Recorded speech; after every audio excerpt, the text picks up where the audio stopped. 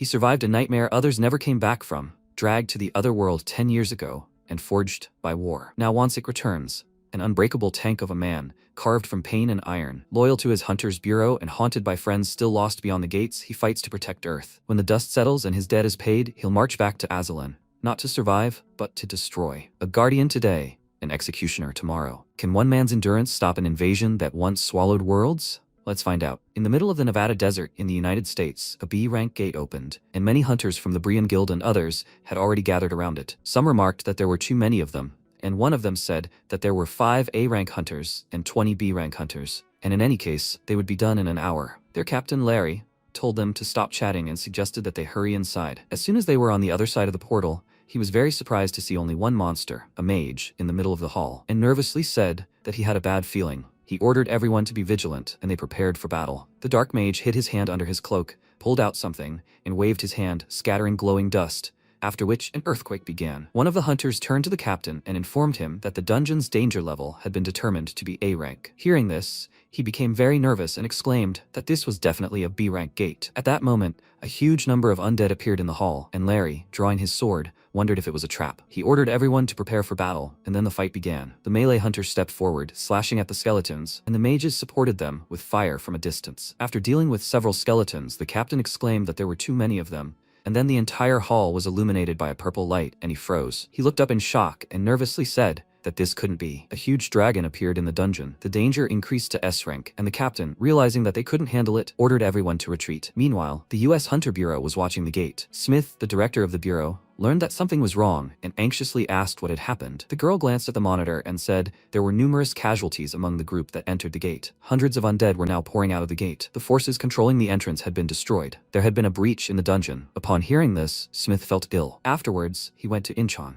As soon as they landed at the airport, they immediately met with the director of the Hunter Bureau, Kang Il-seop. He asked if there had been a request to send Hunter Bae Wansik, but that was impossible. The U.S. delegation was taken aback by his statement, and Smith nervously said that he had arrived on a special plane just 20 minutes ago on orders from the U.S. president. The reason the meeting was being held in the airport conference room was because of the urgency of the matter, but he had refused within 30 seconds. Does he understand what this means? Il-seop reminded him that this was South Korean territory. The emergency visit and meeting are not related to the U.S. president's order. He simply wants to clarify that this happened because their government granted the request. He handed him the documents and said that he could reconsider his decision if they thought about it again. Smith, shocked, noted that this was the same information sharing agreement between the US and Korea. Wasn't this agreement concluded 3 months ago? Il-seop smiled and remembered that it was 3 months ago. The US slipped him an agreement on exchanging information about the gateway, and he thought, this is what they call an agreement? They ignored all their demands, even changed the points that were beneficial to them in their own way, and all because of that sly fox Smith. For now, he said that he has nothing more to talk about with them. If they have nothing more to say, the meeting is over. Since time is short, he will make arrangements for them to return as soon as possible. Smith looked at him in shock and thought, is he really just going to leave? After all, the Secretary of State and the National Security Advisor are here. They can't go back empty-handed. He jumped up from his seat and excitedly asked him to wait, and Il-seop turned to him with a smile,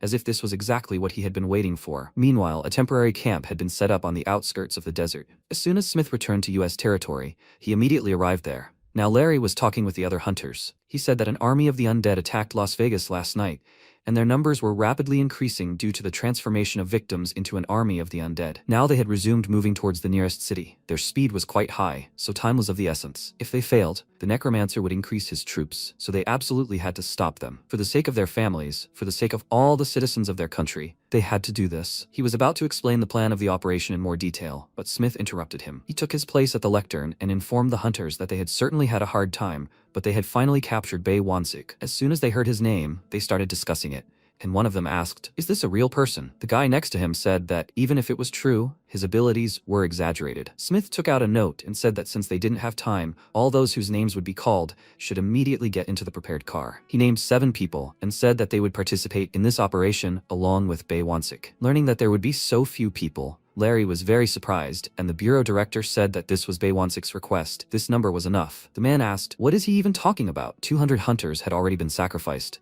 How could only 7 people do it? Smith said that it was decided that they could retreat immediately after the first attack. The hunters involved in the operation would not be at risk. Larry asked excitedly, does he think it's so easy to say retreat? An idea occurred to him, and he asked, maybe this is it? They emerged from the tent, watching as the 7 entered the armored car, and Smith said that all the named individuals were leaders operating from afar. They had hired Bae Wansik to reduce their casualties. They would have to be ready to intervene immediately if he failed. Larry asked worriedly, how much did he count on him? He smirked and said that at least he could buy them time. Meanwhile, a dragon was flying over the operation site, and the rest of the undead were roaming through the canyons. The protagonist, Wansik, watched all of this from the top of a cliff, and soon an armored car pulled up to him. As soon as the hunters emerged, they looked at Wansik and asked if he was the one they had heard of. He turned to them and asked if they had come here as backup. He introduced himself and said that in any case, they only had one task. He pointed at himself and said that they could attack. They didn't understand what he meant and asked in confusion.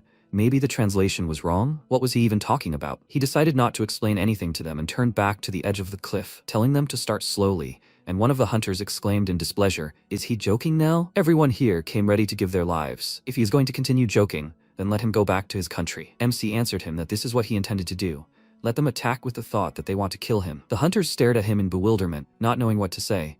And Wansik jumped off the cliff and landed right in front of the undead army. The skeleton stopped and the dragon began to act. It descended and immediately fired an energy beam at MC, and he made his shield sparkle and raised it, activating the sacred barrier. A dome rose above him, blocking the dragon's attack, and the hunters watching this said that this was madness. How could he so calmly reflect the dragon's own breath, even though such power was capable of melting everything around him? At that moment, the protective dome shattered into many small fragments, and he, collecting them, covered his body with sacred armor, causing it to begin to glow. Taking a deep breath, he raised his shield and shouted loudly, activating the skill Hatred Beat, thus provoking the undead. A huge army immediately began running towards him, and one of the hunters told the others to look at it. He remembered Wansik saying that they needed to attack him, and asked in surprise, "So that's what that means?" He turned to the others and told them to attack with all their might. Their target was Bae Wansik. They prepared themselves, and the girl asked if he was sure they needed to attack with all their might. He said that he thought their combined attack would be stronger than that bone dragon's blow, after which he gave the others a signal, and they simultaneously fired at the undead army. Explosions were heard, skeletons began to fall, and the combined attack of all the hunters caused a powerful explosion.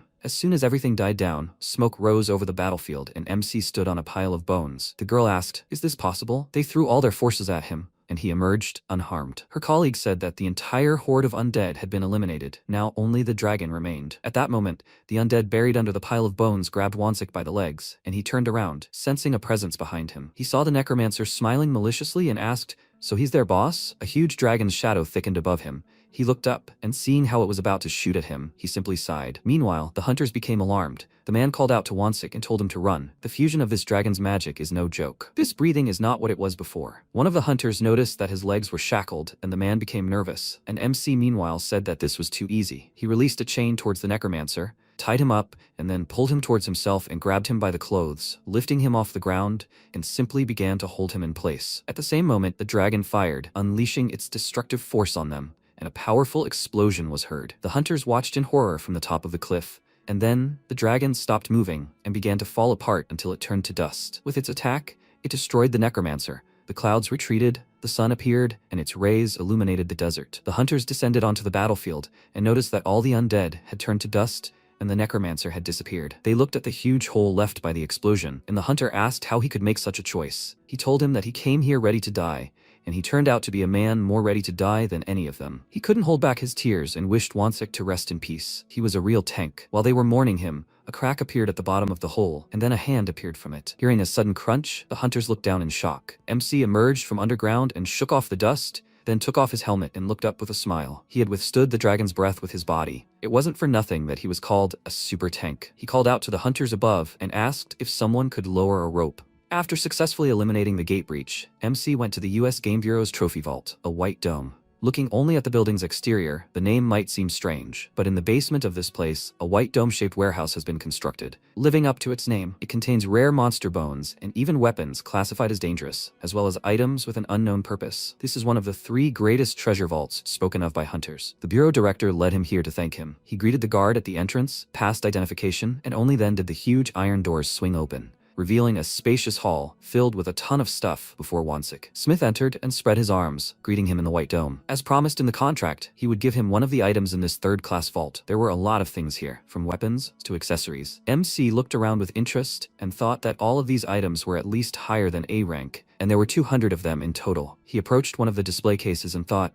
so this is what is in the third class storage. Then what items are stored in the second and first classes? Smith approached him and asked if he was interested in this item. It was the Tears of Welcome, a necklace that creates an illusory shield. He could confidently say that this was an excellent artifact for a tank like him. Wansik looked at it thoughtfully, then moved on and said that the design was not very good. The man was slightly surprised and thought, so he was interested in a beautiful design? At that moment, something else caught MC's attention, and Smith said that there were less useful items there. Of course, compared to the other items here, they were not very good. Wansik did not let him finish and said that he liked this one. He pointed to Necros's Tears, the necklace that gives underwater breathing, and Smith asked if he really wanted to take it. He wouldn't talk him out of it. MC confirmed this with a smile and said that he liked the design of the necklace. He finally arrived in his homeland. As soon as he got off the plane onto the red carpet, the director of the Hunters Bureau met him and said with a smile that he was glad that he returned safe and sound. He tried hard. Maybe he wants to go out to eat somewhere? He suggested that he do that another time. Now he would like to go home and rest. Ilseop agreed and said that he would give him a ride. While they were driving from the airport, the director asked if Smith had used any tricks. Wansik remembered the papers he had given him and passed them on to him, saying that he had made him such an offer. Upon learning that he had given him an application for special admission to citizenship,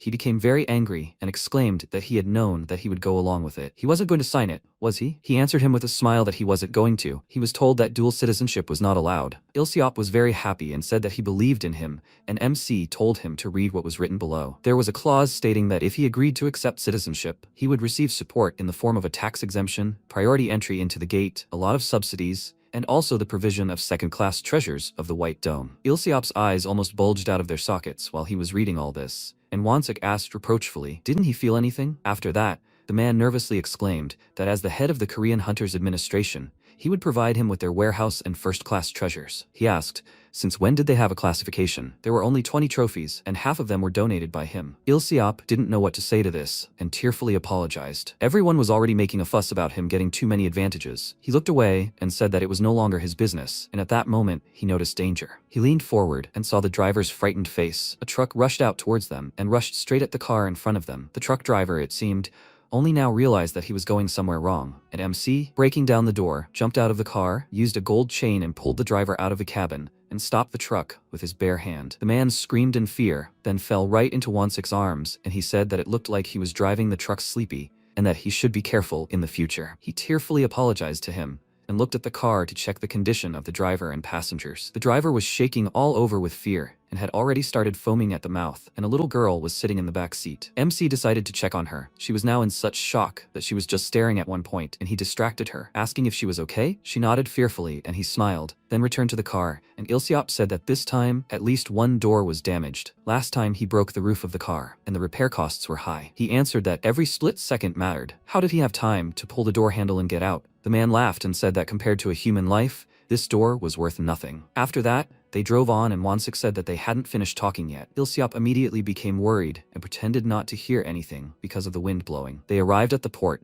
where he boarded a boat and went to an uninhabited island near the Western Sea. When they arrived, he thanked his friend Dawn Il for giving him a ride. He must have a lot of things to do himself. He told him that everything was fine and that he should call him whenever he needed him. He handed him a bag and said that even if he asked him not to live on ramen alone, he still wouldn't listen, so he brought fresh kimchi. Let him eat it with the ramen. He was happy and thanked him and was about to leave, but the guy called out to him and said that even if cleaning was a burden to him, and even if he wanted to eat or drink with someone, he could call him anytime. Did he understand? If not for him, then MC didn't let him finish and showed him the bag of kimchi, smiling, saying that this was enough as a token of gratitude. Did he understand everything? The man smiled and agreed, after which they said goodbye, and Wansik headed inland. There, in the middle of the forest, in a clearing, stood his house. Entering inside, he took off his shoes, took ramen from the cabinet, turned on his favorite cartoon, and began to eat. A colorful splash screen about superheroes appeared on the TV screen.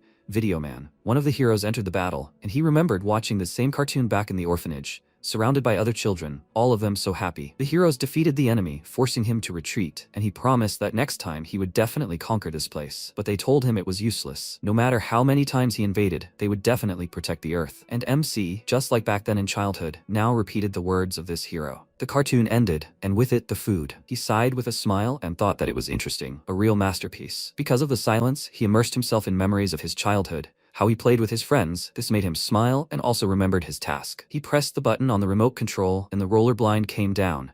Many names were written on it.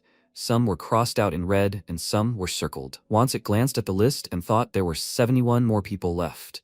They just had to wait. He would definitely bring them back to this world. He gritted his teeth and swore he would definitely do it. Meanwhile, at the U.S. Hunter Bureau, one of Smith's subordinates came to his office to report the results of the investigation into Wansik. He had a rather unusual track record. There was a disappearance case in Korea 10 years ago. Children under 15 disappeared from an orphanage. There were more than 300 of them. Monsters kidnapped people and dragged them into the gate. It was an unprecedented event. Smith began to guess what he was hinting at, and he said that it was assumed that Bae Wansik was one of the missing children. Hearing this, Smith was very surprised and asked, "Did he return from the gate safely?" "That's amazing. The information he has is truly valuable." "Was he the only one who returned?" His subordinate told him there were 2 more. It was reported that they disappeared during investigation by the Korean Hunter Bureau. Given the circumstances, it is quite possible that the bureau director hid them single-handedly. Smith ordered him to find the 2, and his subordinate showed him the scan result of Wansik when he entered the White Dome. When he looked at the documents, he was very surprised because he was rated as a C-rank hunter. He looked at his subordinate and asked, he wants him to believe this? He replied that the biometric results clearly indicated C-rank. Smith asked in confusion how this happened. He thought he was S-rank, but it was only C. His subordinate said that among his belongings, there was a shield that could not be measured. Smith remembered the golden shield and said that even if the level could not be measured, a C-rank hunter still cannot display S-rank power. Besides, a C-rank hunter cannot control an item with such great magical power. There are too many facts that are hard to believe. They are missing something. He told him to continue investigating Wansik and work to convince him to accept citizenship. What secrets and information does he possess? They absolutely need to know. Meanwhile, MC headed to the bureau, and the guard at the entrance said that ordinary citizens are not allowed in. If he wants to enter, he should show his ID. After learning that it was that same Wansik, he allowed him to enter without hindrance. In line with the general global trend that hunters are a force for national competitiveness, the Korean Hunters Bureau building is distinguished by its large size. However, currently, this place is in a difficult position, as private guilds are supported by politicians and corporations. The Bureau's position has significantly narrowed compared to 10 years ago, when it was called the highest authority in the country. MC passed by the parking lot and noticed an old car, thinking that the director still drove it. And how can he be so greedy? Even 3 years ago, it was a complete mess. He remembered how he was driving him somewhere in a car, but at one point it stopped abruptly and told him to get out. Now he was free. Wansik asked in confusion, weren't they going to the lab? He said that he was one of the victims who survived the hell beyond the gates and barely managed to get out. And instead of helping them integrate into society, they use them as guinea pigs. His beliefs do not allow this. Every citizen has the right to receive protection from the state. That is his belief. He is the one who should receive protection. MC said that then he would suffer, and he answered him with a smile that this is the price for protecting his beliefs. He gave him money and told him to choose everything he wants himself from now on. With this money, he can hold out for a while. He is sorry that he subjected him to difficult tests, but let him understand. If he needs help, then let him call him anytime. Then his smile was kind, but now it is rather ingratiating. Bilsiot met him in his office, calling him his lucky charm, and told him to hurry up. Seeing his face, Wansik felt uneasy. He handed him a list of the treasures discovered in the White Dome, and he praised him for his excellent work and told him to sit down. He refused and headed for the exit, saying he had a bad feeling, so he would just go home. Bilsiot became agitated and exclaimed that he was offending him and that he should sit down instead. He had big news for him. After that, they sat down and he asked if he remembered the girl he saved from being hit by a truck. He shouldn't be surprised. The saved girl is the daughter of Han Young-gim, the chairman of Guseong Corporation, whom everyone calls the Iron Empress. She is the head of a large corporation, ranked in the top 20 in the business world. MC thoughtfully asked, is that so? Ilsiop smiled, then grabbed his shoulders and, with a pained expression, asked him for help. Han Young-gim promised to make a donation to the Hunters Bureau as a token of gratitude, a huge one. A whole 10 billion. Wansik nervously exclaimed that that was great. He could just accept the money. Ilsiop looked away and, with a nervous smile, said that she wanted to meet him in person and thank him. And by coincidence, he introduced him as an official agent of the Hunters Bureau. He understands, right? MC said with displeasure that he had told him to draw a clear line on this matter. He didn't want to be tied to this place. The man said that, of course, the contractual terms were different, but deep down, he would always consider him a permanent agent. Wansik's expression darkened, causing the director to become agitated. After which, with tears in his eyes, he exclaimed that he really wanted to cling to him and snatch at least some crumbs. But he, too, was desperate. He knows perfectly well that the Bureau's budget is shrinking every year. He wanted to provide their agents with good equipment. Doesn't he feel sorry for him, that he's always shaking in fear that the agents might get hurt? MC scratched his head in confusion, realizing that most of the budget was going to him. Meanwhile, Ilsiop had already burst into tears. MC asked if they could just go meet her right now without wasting time. Ilsiop immediately wiped away his fake tears and smiled, saying that as he thought he was the best. Then he would call Guseong Corporation right now. Just as he was about to do so, A notification about a support request at the gate arrived on their phones, and the bureau director said that he could meet her later. After that, the secretary entered the office and asked, "Didn't they receive a support request?" Wansik confirmed this, and she reported that the helicopter was ready, after which he set off. Soon they arrived at the Gimpo Logistics Center. The MC got off the helicopter and asked if the Black Sky Guild had taken over the case. The bureau agent, Lee Jongjin, confirmed this and added that the second elite team had left 2 hours ago. Wansik glanced at the journalists crowded around the gate and noticed that it was quite noisy. The agent said that it was because Minhana was in the second elite team. As a celebrity, she has a glamorous appearance. But that's not all. She's a world-famous A-rank fire mage. She doesn't shy away from dangerous gates, and because she has a flawless life, crowds of fans flock to her every mission. The MC noted that if Minhana had already entered and the situation hadn't been resolved, then things weren't so good. Jongjin agreed with him and said that the gate's level had been upgraded from B rank to A rank an hour ago, and there had also been a delay with the support forces. However, despite all this, the Black Sky Guild claimed there were no problems. They said the #1 elite team would be arriving soon. At that moment, they felt a burst of energy. The gate became active, and Wansik remarked that it looked like everything would collapse soon. Jongjin suggested that they go there quickly, but a guy from the Black Sky Guild stopped them. He asked who they were. "Only involved parties are allowed here. It's dangerous here, so they should leave." The agent showed him his documents and said that they were from the Hunter Bureau, came to investigate the gate. The guy told them not to worry. The #1 elite team would arrive soon. Their guild was doing an excellent job here. The bureau agent became nervous and waved his hand, exclaiming, "Can't he see the state of the gate? Perhaps a dungeon breakthrough would happen soon. If he tried to protect the guild's pride, people could die as a result." The guy grabbed him by the clothes and pulled him towards him, asking with displeasure, what would change if the Hunter Bureau entered? He didn't want to go in and fight alone. They're incapable of anything. All they do is eat up their taxes. So let him not complicate the situation and sit quietly behind the barricade,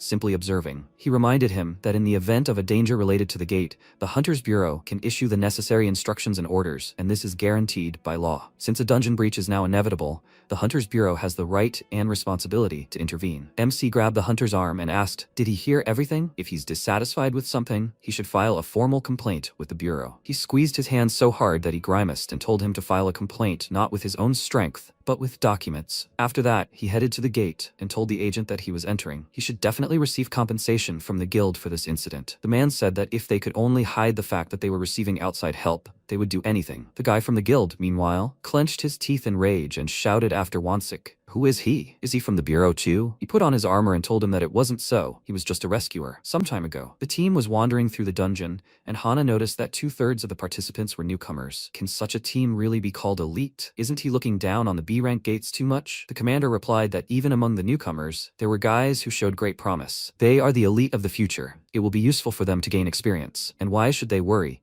since they have an A-rank mage with them? She said with displeasure, like she wasn't a kindergarten teacher, and the commander asked her not to say that. It's not just Black Sky doing this now. Other guilds operate on the same principle. If you feel like you might not have enough strength, it's better to just retreat. Even if that means a dungeon breach. If they use their true elite team again to solve the problem, they can even get a reward for breaching the defense. That way, they'll do two things at once. Seeing her displeased look, he smirked and asked if she didn't like this kind of talk. But she still needed to know how things worked here, since they weren't running a charity. One of his team members pointed ahead excitedly, and the commander said that these were dark priests. The one in the purple robe in the middle was probably their leader. Although their magic might pose a challenge, they aren't all that tough. The dark priest leader slammed his staff onto the ground, and the entire dungeon immediately shook, causing them to become worried. Hana remarked that this was all strange and told them to be careful, after which cracks appeared under their feet and a huge temple golem jumped out from the ground. Everyone became very nervous upon seeing it, and the commander, shocked, asked why there was an A-rank monster here. The golem grabbed his head, but he couldn't even react,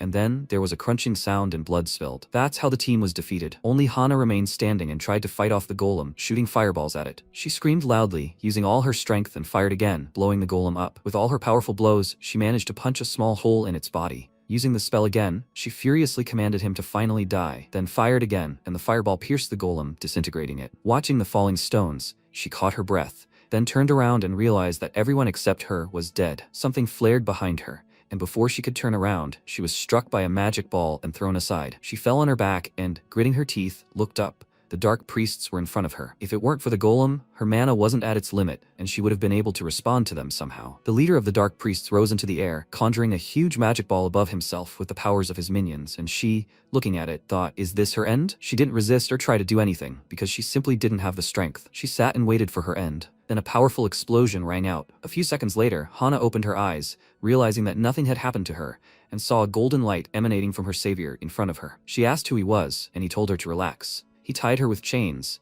then pushed her and said that he would send her beyond the gate. His chain rushed into the passage, and when the girl's screams finally died down, he returned them to himself and said that everything was ready. The dark priests, meanwhile, decided to attack all at once. They fired small magic balls at him, but he didn't care and headed towards them. Seeing what their leader was doing, he stopped. With the help of dark magic, a snake appeared behind the priest's back. It immediately rushed towards him and opened its mouth wide, and he repelled the attack, which made the priest nervous. MC headed towards him again and remarked that his cane looked cool. Meanwhile, Hana was trying to get back into the gate and told the guys to let her go. There was a man inside fighting alone. Her guild members asked where she was going with such wounds. They had already requested backup. They just needed to wait. She exclaimed that every second counted in a situation like this, and the guy, nervously looking around, asked her to calm down and speak more quietly. There were a lot of people here now. Otherwise, the reporters would understand everything. She was fed up with all this. She used fire magic and broke free from the men's grip, after which she approached the guy and threateningly told him to step back. Or did he want to burn alive? He remained silent, and they could only watch as she returned to the gate. But as soon as she approached the portal, it glowed blue, and Wansik came out. The gate was already cleared. She looked at him in shock and asked how he could do this alone. He didn't answer her question, and covering her with his robe, noticed that her clothes were badly torn. He took off his armor and approached Jongjin,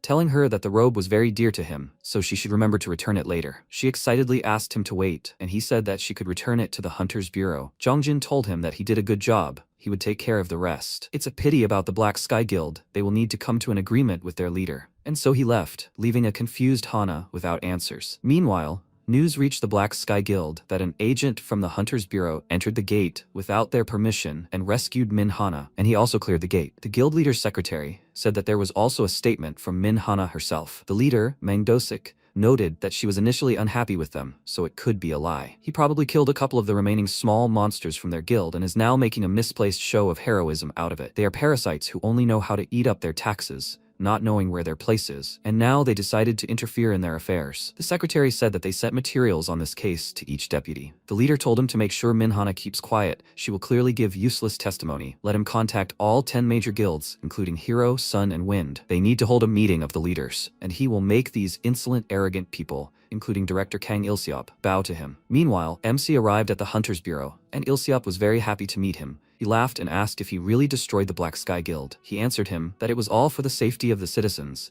and he said that no matter what, he was very happy. He will take care of the rest, so he does not need to worry. MC noted that this guild had strong political connections. Could he handle it? He smirked and told him that the deputies, who had been fed money, had taken action anyway. This time, he planned to shut them up properly. Wansik smiled and advised him to be careful, as he wouldn't be able to help him in that area. Ilseop cheerfully told him not to underestimate him, and Wansik, placing his staff on the table, told him to take it. The leader of the Dark Priests had it, so let him use it if necessary, because no one saw him take it out. The man thanked him and asked if he could arrange a meeting already. MC didn't understand what he was talking about at first, and it reminded him of Han Younggim from the Guseong Corporation. He soon arrived to meet her. Getting out of the taxi, he saw a woman smiling kindly at him, and wondered if she was the Iron Empress Han Younggim. She greeted him and said that she had been waiting for him, after which she bowed to him and they introduced themselves. Her daughter Yura ran out to meet him. She was very happy, and he asked how she was doing. She smiled widely and told him that she was fine. She bowed to him in gratitude, and he patted her on the head and laughed. After that, Younggim invited him to go inside and talk there. They settled in her office and she once again thanked Wansik for saving her daughter Yura. Thanks to him, she is safe and sound. Maybe he wants something personally? He answered her that he did not need anything, but if she continues to help the Hunter's Bureau, he will be glad of it. She smiled and noted that he really cares about the Bureau. She heard that he is an unofficial agent. MC looked at her with slight surprise and thought that the terms of the contract with the Hunters are a secret. It seems she did some investigating. Noticing his look, she apologized if she had said something wrong. She wondered if maybe he would like to get a position where he would be treated fairly. He asked, did that mean she wanted to make him some kind of offer? She told him that this was not the case at all. She did not want to burden the one who saved her child. However, taking advantage of this opportunity, she thought, what if the Guseong Corporation also began to officially support the Hunters Guild? And the head of the guild, of course, should be someone she trusted. Understanding what she was getting at, he refused her and said that he had his own goal. She was slightly surprised and asked what his goal was. And he, showing his muscles with a wide smile, said that he wanted to be like Video Man, a hero and save the earth from villains. This is a man's dream. She stared at him in confusion, then let out a laugh, and he said that that is why he cannot accept her offer. She smiled and apologized to him for this, and her daughter asked Is he talking about the future hero Hyperman? All the boys in her class at school love him very much. They love him very much. He smiled and asked, so that's what is popular now? In any case, Video Man is stronger and cooler than Hyperman. She indignantly asked how he could know this if he hadn't watched Hyperman. He answered that it was obvious. Video Man was the best. While they were chatting like this about all sorts of nonsense, young Gim was watching them with a smile the whole time. The meeting came to an end. MC took a taxi home and called the director to let him know that he met with her. He asked if he had said anything unnecessary and how the meeting went in general. He told him that she was a pretty good person. She said that she would like to see him in the future. He laughed joyfully and Wansik warned him that he wouldn't be able to come for a while. He asked, does that mean he'll go there again? How many children were left who couldn't be found? He answered that there were 71 people left, and he, sighing heavily, said that he couldn't force him to stop, but he should remember that his safety came first. He smiled and promised him this, after which he ended the call and the taxi driver asked if he could turn up the radio volume. His favorite song started. He agreed,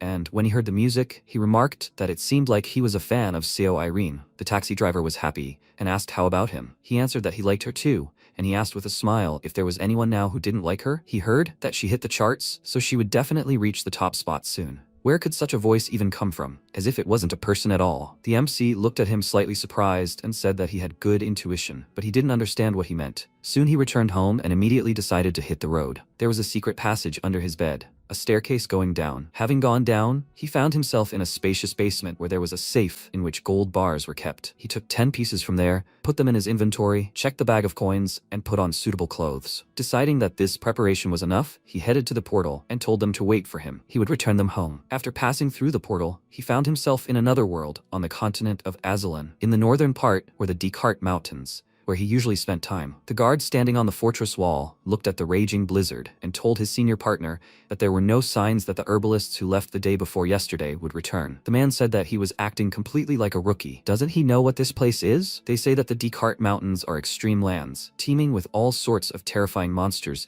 that he has never seen and maybe even heard of. This border curtain is the front line, designed to contain the monsters that escape from there. But what if you cross it and end up in the Descartes Mountains? It would be like saying goodbye to life. His partner asked if they hadn't said that someone had already gone there and returned 3 times. He replied that it was a terrible stroke of luck. If he had fled in panic, pursued by monsters, he would never have risked returning there again. And how much money does that guy have? In any case, let him forget about the one who went beyond the walls. If he remembers everyone, he won't be able to withstand serving here. The guy sighed and agreed with him. A few seconds later, the guard on the watchtower beat the drum, and they realized that someone was coming. Seeing the silhouette of a man, the man said with surprise that it was amazing. He returned alive this time too. The young man asked if he knew him. He answered that he was a legend of these places, the man who most often crosses the border curtain. This must have been 15 times already. He left 2 months ago, and now he's back. The guy asked in surprise if he really lasted 2 months in the mountains. He confirmed it, and said that's why they call him a legend. Dragging the carcass of a huge bear behind him, Wansik slowly approached the fortress gates. The guards greeted him, and, having glanced at his prey, said that it was simply amazing. They checked his ID and hunting permit and then asked if he would use the gates again this time. MC confirmed this and said that these animals were the price for passage, and the man agreed, adding that they were always grateful to him. MC's destination was the greatest city in the empire, Bellaton. After passing through the portal, he found himself right in the center of the city and came out onto the bustling streets. Everything here was quite different from the modern world. Merchants were selling their products, children were playing, and some of them were already working. One of these girls approached Wansik with a basket of pastries and offered him some freshly baked bread. It was very tasty because it had a lot of butter, but when she saw his gloomy expression, she immediately apologized and walked away. Right now, he was remembering how he and the other orphans were being led somewhere down this same street, while the locals stared at them mockingly. They said that the capture of 300 foreigners from another dimension was truly a historic event. One of them felt sorry for them, because they were shaking with fear just like puppies. And someone told him not to be fooled. They were sinister creatures from a demonic dimension. The man said he heard there would be an auction later. He would buy one for cheap. The guy next to him said that the girl there would be just right as a gift for his brother. Listening to them, little Wansik began to cry and thought, what is this place? He is so scared. He wants to go home to his teacher. Now, with a stern expression on his face,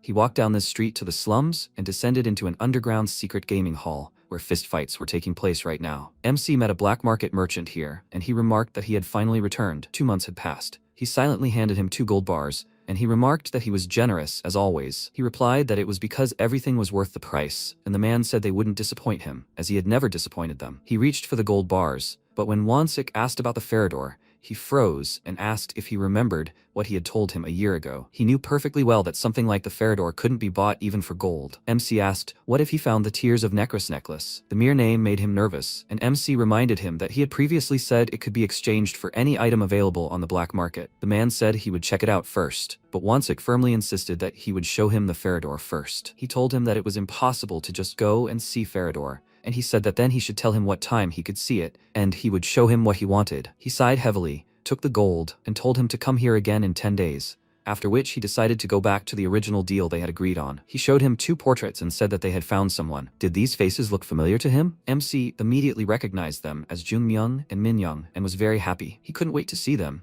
and he asked where those 2 were now. After that, he went home to his island and started digging a grave. They died. They found them abandoned in the swamp, but it was too late. Judging by the state of the bodies, they were still alive when they were thrown out. Wansik couldn't hold back his tears while digging places for them, and he only finished in the evening. He buried them and asked, had they had a hard time all this time? Now they've returned home, so let them rest in peace. He will definitely avenge them. As is already known, MC found many, and they all now rest on this island. After the funeral, he went to the Descartes Mountains to become stronger, and at the same time release his emotions. With a loud cry, he hacked, slashed, and cut the monsters, completely disregarding his own safety, which is why he was stabbed in the back after a while. Immediately turning around, he beheaded the monster in a rage, and finally, the fight was over. Standing among their bodies, he tried to normalize his breathing and thought that he needed to become even stronger. Having calmed down, he began to dismember their bodies and collect magic stones. When he decided that there were enough, he felt something, that long-awaited feeling. He closed his eyes, and the system reported that the Guardian's mark had evolved into the Guardian's will. His skills, Chain, Guardian's Skin, Danger Detection and Investigation, and Illusion, have reached the 3rd circle. He was delighted that after a year, he had finally achieved this. Leveling up on the day he met Feridor, what could be better? Soon he arrived at the black market. The man remarked that he had waited a long time, and finally decided to show him this treasured item. As soon as he pulled the cloth off the item, Wansik's mouth dropped open in shock,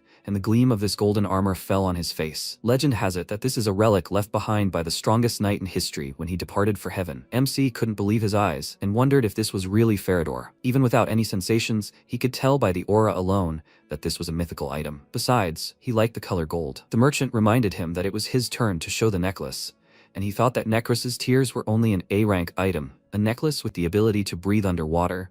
Is it worth trading it for Feridor? When he took out the necklace, he saw that the description had been updated. In addition to underwater breathing, an option was added. It is a token of promise, imbued with the power of the water spirit Undyne. He smirked and thought that this was quite funny, so such an option can only be seen on the continent of Azalan. Then better. Otherwise he wondered if this is really what he was looking for. The man coughed, drawing attention to himself, and he apologized to him and gave him the necklace. He examined it closer with a smile and said that this was definitely it. He agreed to the deal, after which Wansik decided to try on his new armor, which looked very majestic on him. He smiled and thought it was simply amazing. This armor had many passive skills. Sacred Shield and Leather of the 5th circle, increased endurance and strength of the 4th circle, and resistance to darkness of the 7th circle. He has active skills, Holy Ray and Unholy Strike. He wanted to try it out and remembered that there was someone just right for it, and that someone lived in the mountains, in Big Iron territory. He walked out into a spacious clearing, raised his shield, and then slammed it on the ground with all his might, causing such a noise that all the birds flew away. A cracking sound was heard from the forest, and a huge gorilla, the ruler of Big Iron territory, came to his call. He said that this was already the 7th attempt. Today, everything is a little different, so he should prepare. He only growled loudly in response, and then hit him with all his might, and he defended himself with his shield. The gorilla growled, applying more force,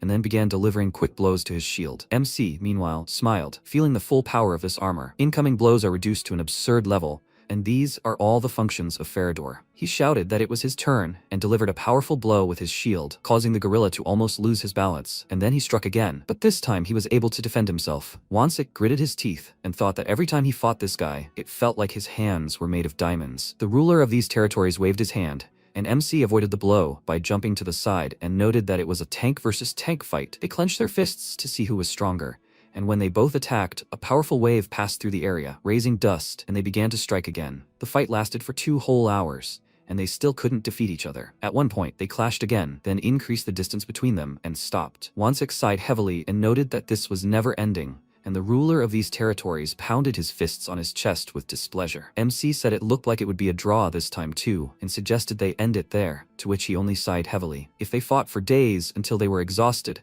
one side might win, but the winner would have little stamina left. He needed it for a safe return, and the ruler of these territories needed it to maintain his strength and remain the leader. Their battles always ended like this. Before he left, he told him one last time that his attacks weren't working on him anymore. If he didn't get stronger, the next time he would win. In response, the gorilla threw something at him, and he automatically caught it. It turned out he'd thrown him a banana, and he looked after him in confusion and wondered if he'd really recognized him. He smiled and thought that at this rate, maybe he'd develop feelings for monsters. When he returned home, he discovered a ton of missed calls from the director and called him back, already thinking something had happened at the bureau. The director's worried voice came from the phone asking for help, and he asked discontentedly, "What happened again?" Ilsop exclaimed that he had big news. Minhana left the Black Sky Guild. This is an opportunity for their hunter bureau. They are recruiting an A-rank hunter, so he asks him to help them lure her into the bureau. Wansik was clearly not happy with such a request. He asked if he really thought his words had any meaning at all. Who would be crazy enough to come to the hunter bureau? Ilsiop happily asked in response if he knew where she went right after she left Black Sky. It was their bureau. She was asking about it. It seems she is interested in it. MC said that she must have come to return his robe, and the director said that then she would have left it and left. But she left, saying that she wanted to give it to him personally. MC wanted to say something, but then changed his mind and suggested they talk later. He should only leave one missed call,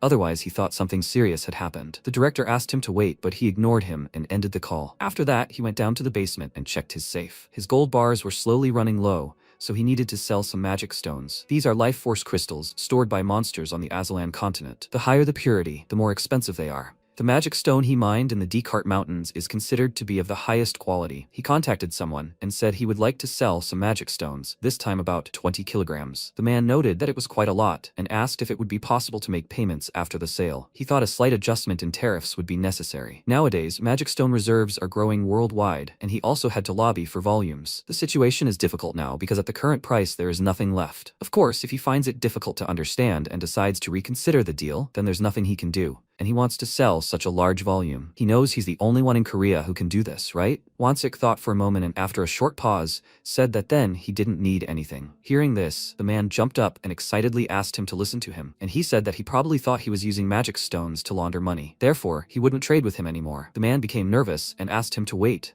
offering him to work at the same rate, but it was too late. No matter how hard he tried, he couldn't keep Wansik, and he ended the call thinking that he had to use this place because of anonymity. Now it was time to move on to another one. Apparently, the Guseong Corporation also has a magic stone exchange. They seem to have earned their trust, so he should go there once. When he came to the corporation and showed the magic stone, the employee was simply shocked. MC asked him what he thought about it, and he trembled with excitement, then ran to the boss and was led to the VIP room. The man showed him the appraisal results and said it was a 6th grade magic stone. It is of the highest quality, with the exception of 7th grade magic stones, which can be obtained from boss monsters. Didn't he trade elsewhere? 20 kilograms once every 2 months. Wansik was surprised that he knew about this, and he told him that he had been observing this for a long time, but it was difficult for him to meet the seller. He is the only person in Korea selling such high-quality magic stones wholesale. He will provide him with the highest level of VIP service and do everything possible to give him maximum convenience within the limits of his authority as the owner. Therefore, he asks him to trade with their exchange. MC inquired about the VIP service, and the manager's assistant explained that there were many advantages. Simply put, a dedicated team would handle all exchange-related issues with just one phone call. They also provided a deposit account and a warehouse for selling magical stones. MC was slightly surprised and thought the level of service was different from working with a broker. He told them he had conditions, minimal disclosure of his information, and payment for sales in the form of high-grade gold bars. Was that possible? The man confirmed it and said that if he needed anything else, he could contact him. After this, Wansik agreed to work together and shook his hand, saying that if there were no problems, he would grant them a monopoly. They said goodbye to him, and he left the building, disappointed to think that until now he thought he was smart, but it turned out he had been deceived all this time. He should have conducted business here from the very beginning. His phone rang, and it was the director. He answered the call and he asked if he had already met Minhana. He answered that he had not and asked why he needed to meet her. Ilsiop exclaimed that he had promised him that he would help invite her to the hunting agency, and he nervously replied that he had not promised anything of the sort.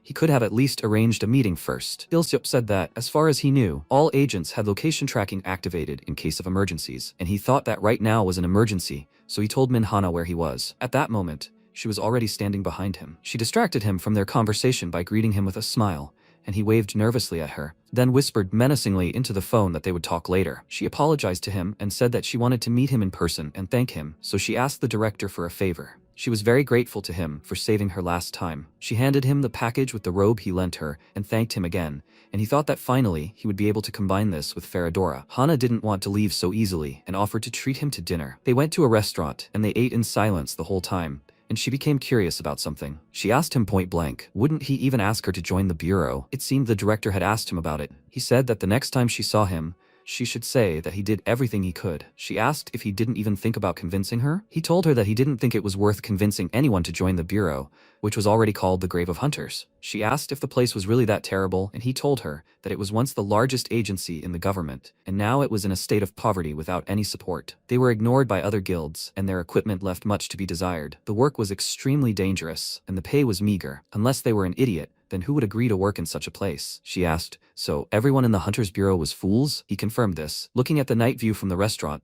and said that they were fools who gladly risked their lives to protect the people, and that those were the kind of people who gathered in the bureau. She smiled at his words, after which an emergency message came on his phone. A dungeon breach had been detected, and he, of course, was planning to go there. He apologized to the girl and explained the situation, and she immediately jumped up, declaring that she would go with him. He said there was a dungeon breach, didn't he? It was an urgent situation. Someone needed to provide support. He smiled in response, and then they set off together. They arrived in Gyeonggi Province, where an evacuation was underway under the direction of the military and the bureau. Upon seeing Wonsik, Lee Jungjin was overjoyed and said that he had heard he had been unavailable for a long time. He was very surprised to see the huntress Minhana with him, and Wonsik asked what the situation was. The agent replied that there was nothing special. They were acting according to existing instructions, thinking that they would not be able to arrive. Hana didn't understand what he was talking about, and he explained to her that when a dungeon breakthrough occurs, command passes to the strongest guild in the area, and today it is the Hero Guild. Judging by the fact that the Hunter Bureau couldn't handle it alone without Wonsik,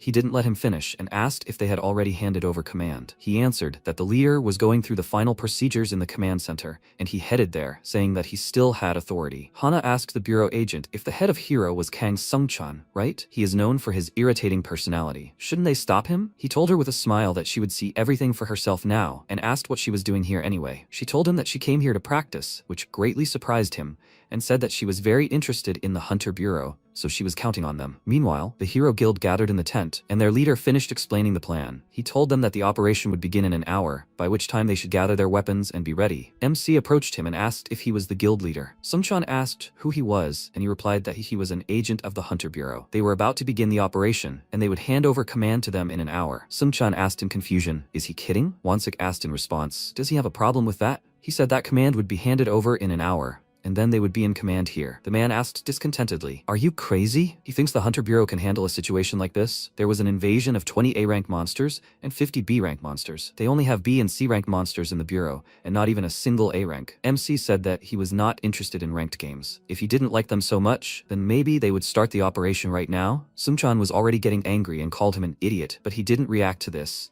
and said that 1,000 people will die in an hour. Those who will die because they are hesitant. The man chuckled, then turned to the others and ordered them to listen to him carefully. They will begin the operation in 2 hours. After that, he asked, "So 1,000 people will die in an hour? Then what about 2 hours?" He poked his finger in his chest and mockingly said that those who could have been saved in an hour will now die for him. Now, does he understand everything? Let him get lost. He will soon take care of his dead body. Before the operation began, Wonsik gathered all the agents and said that the melee hunters will handle the rescue, and the ranged ones will suppress the monsters with him. He smiled and said that in 1 or 2 hours, those hunters will have nothing to do. He headed towards the city, and Hana ran up to him, excitedly asking, "Are they going to save everyone without a plan?" He said that men only go forward, and she asked, "What about women then?" He told her that women go on the attack, and her face twisted at his grandfatherly joke. This wasn't even a corporate dinner where you could drink to that. Meanwhile, the city was in complete chaos. Buildings were burning, some were already destroyed. A boy was sitting on the street and crying loudly, calling for his mother, which attracted the attention of the monsters. A huge wolf appeared next to him. It growled and pounced on him, but MC came to his aid in time and threw the monster back. He ordered the agents to act, and the man, picking up the boy in his arms, told him that he had the child. Wonsik was warned that a crowd of monsters was heading towards them, and he, rushing towards them, told them to start as they usually do. Did they understand everything? They prepared themselves, and he having gotten close enough, bound them all with chains, and the ranged hunters began to attack. A multitude of magical blows immediately fell upon the monsters, and Hana, looking at it all in surprise, thought that when Wansik binds the monsters, the ranged hunters concentrate their combat power on them to destroy them. This is the method the Hunter Bureau uses. It is a simple but effective tactic. Wansik is good, but the organizational skills of the other hunters are also excellent. Everyone performs their roles perfectly and in unison. Black Sky, of which she was a part,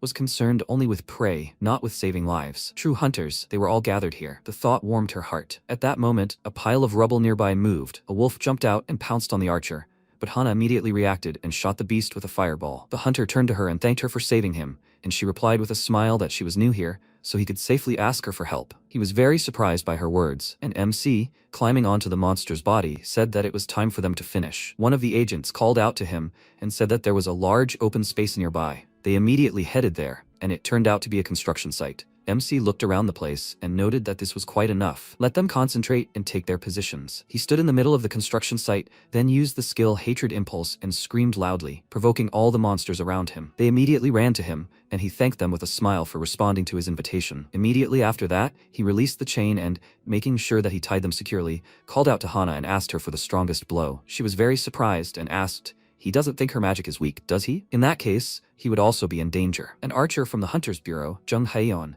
explained to her that they would finish faster this way. This happens all the time, so she should trust him. She looked at her in confusion, and another hunter said with a smile that they were so lucky to be able to see her skills. She became very excited. Meanwhile, the monsters tried to escape, but froze when they saw a huge fireball in the sky. Hana put all her power into this magic and warned Wansik that she could not call it back, so let him somehow handle it himself. Watching the flames approaching him, he smirked, and then a huge pillar of fire soared into the sky, and all the monsters around it burned. The fire died down, leaving only smoke. The girl caught her breath and, seeing the scorched earth around Wansik, who was giving her a thumbs up, thought, "Is he really human?" Soon they returned to the camp. Sungchan approached him and asked, did he decide to escape? He thought he had the courage to risk his life, but he's a piece of trash who doesn't keep his word. He checked the time on his phone and said with a smirk that innocent villagers were dying at this very moment, and unfortunately, their guild work was still 1 hour and 8 minutes away. He hoped the Hunters Bureau would come up with a decent compensation plan for insulting their guild. At that very moment, the camp reported that the breakout situation had been resolved, and his smile slowly faded. He was confused, and the MC sighed, saying that he thought he was talking nonsense. But it turned out that news was arriving here too late. The dungeon breakout situation had recently been resolved thanks to the Hunters Bureau. Sunchan was very surprised, and the MC, passing him by, said that they could go and clean up the mess in an hour. Maybe that way they could at least be of some use. Hana stuck her tongue out at him and followed Wansik, who was shaking with rage. A member of his guild called out to him in confusion, and he shouted insults in anger. Hana told Wansik that she'd used her powers and was now hungry. Maybe they could get something to eat. He smiled and agreed, saying that he was the one treating her this time. Time passed. MC was riding somewhere in a taxi and listening to the news on the radio. Every guild entered the recruiting war, offering exclusive terms for Min Hana, who had left the Black Sky Guild. But in the end, to everyone's surprise, she chose the Hunters Bureau. This was an unexpected result for everyone, which left many guilds disappointed. And when they asked why she chose the Hunters Bureau, the answer was quite simple. It's because she wants to be cool. Hearing this, Wansik smiled, and then the system informed him that a shock had been detected. He flinched in surprise and excitedly asked the driver to take him to the National Library. After that, he called Minjae and asked if he was okay. What was the situation? He answered that there were no big problems, and he worriedly told him that he was already on his way, so let him wait a little. Minjae apologized to him, saying that this was all because of him, and he asked him not to say such things. If something happened, then let him call him immediately. He ended the call and frowned at the phone screen, and meanwhile, everyone in the library was alarmed. The guy excitedly told the others to run, and the girl asked, were there really evildoers again? Was there some high-ranking item stored here? What could one even find here if evildoers were constantly appearing? They quickly ran away. And meanwhile, in the men's restroom, the guys were waving their weapons, trying to break something. One of them landed a heavy blow, but it didn't work, and he cursed, asking why it was so strong. His partner asked if he thought he was given S-rank equipment for nothing. Time was up. They needed to get out of here quickly before someone from the bureau arrived. They tried to break the huge cocoon, but when they left, it disappeared. Minjae had been hiding under the strong threads all this time. He sighed with relief, stood up, and thought that he had damaged the library again. Wansik burst into the men's restroom, calling out worriedly for Minjae, and the boy immediately threw himself into his arms. He asked with a smile if this didn't make him feel stuffy. The boy answered that he liked it because it brought back memories from 3 years ago. It was in such an embrace that he himself said they returned home. They were so touched that they didn't notice how they were surrounded by bureau agents. Wansik agreed, and said that they had been very scared back then. Is he hurt anywhere? He took off his helmet with a smile and told him that he was fine. He had this. He had the crown of the king of doppelgangers, which in case of danger turns into a cocoon and protects the owner. MC said that this thing was given to him to protect him, but in fact, it brings danger. He put the helmet back on and told him not to say that. Without it, he would not have survived. The helmet turned into a hat, after which he said that it seems he should stop working in this place. Maybe because of the rumors, evildoers keep coming. He is fine, but this is harming other people. MC patted him on the head and said that he can stop working. But if he goes to another library, then everything will happen again. The boy asked, then what should he do? He can't leave work at the library. He knows that if he doesn't read books, his head hurts a lot. The one who did this to Minjai's head was a mage from the northern border of the Aslan continent. His main focus of research was the creation of chimeras. He was a madman who transformed captured slaves to suit his own purposes and used them in experiments. As a result of an experiment that was like torture, Minjai received a body that felt pain if its brain was not activated for a certain period of time. If the pain did not stop, he could lose consciousness and eventually die. Wansik was also a victim of his experiments, who also almost died. He remembered that madman and with a grim expression said that they did not need to kill him so easily, and his phone rang. He was informed that they had found the culprits and were confronting them right now. He asked them to stall for time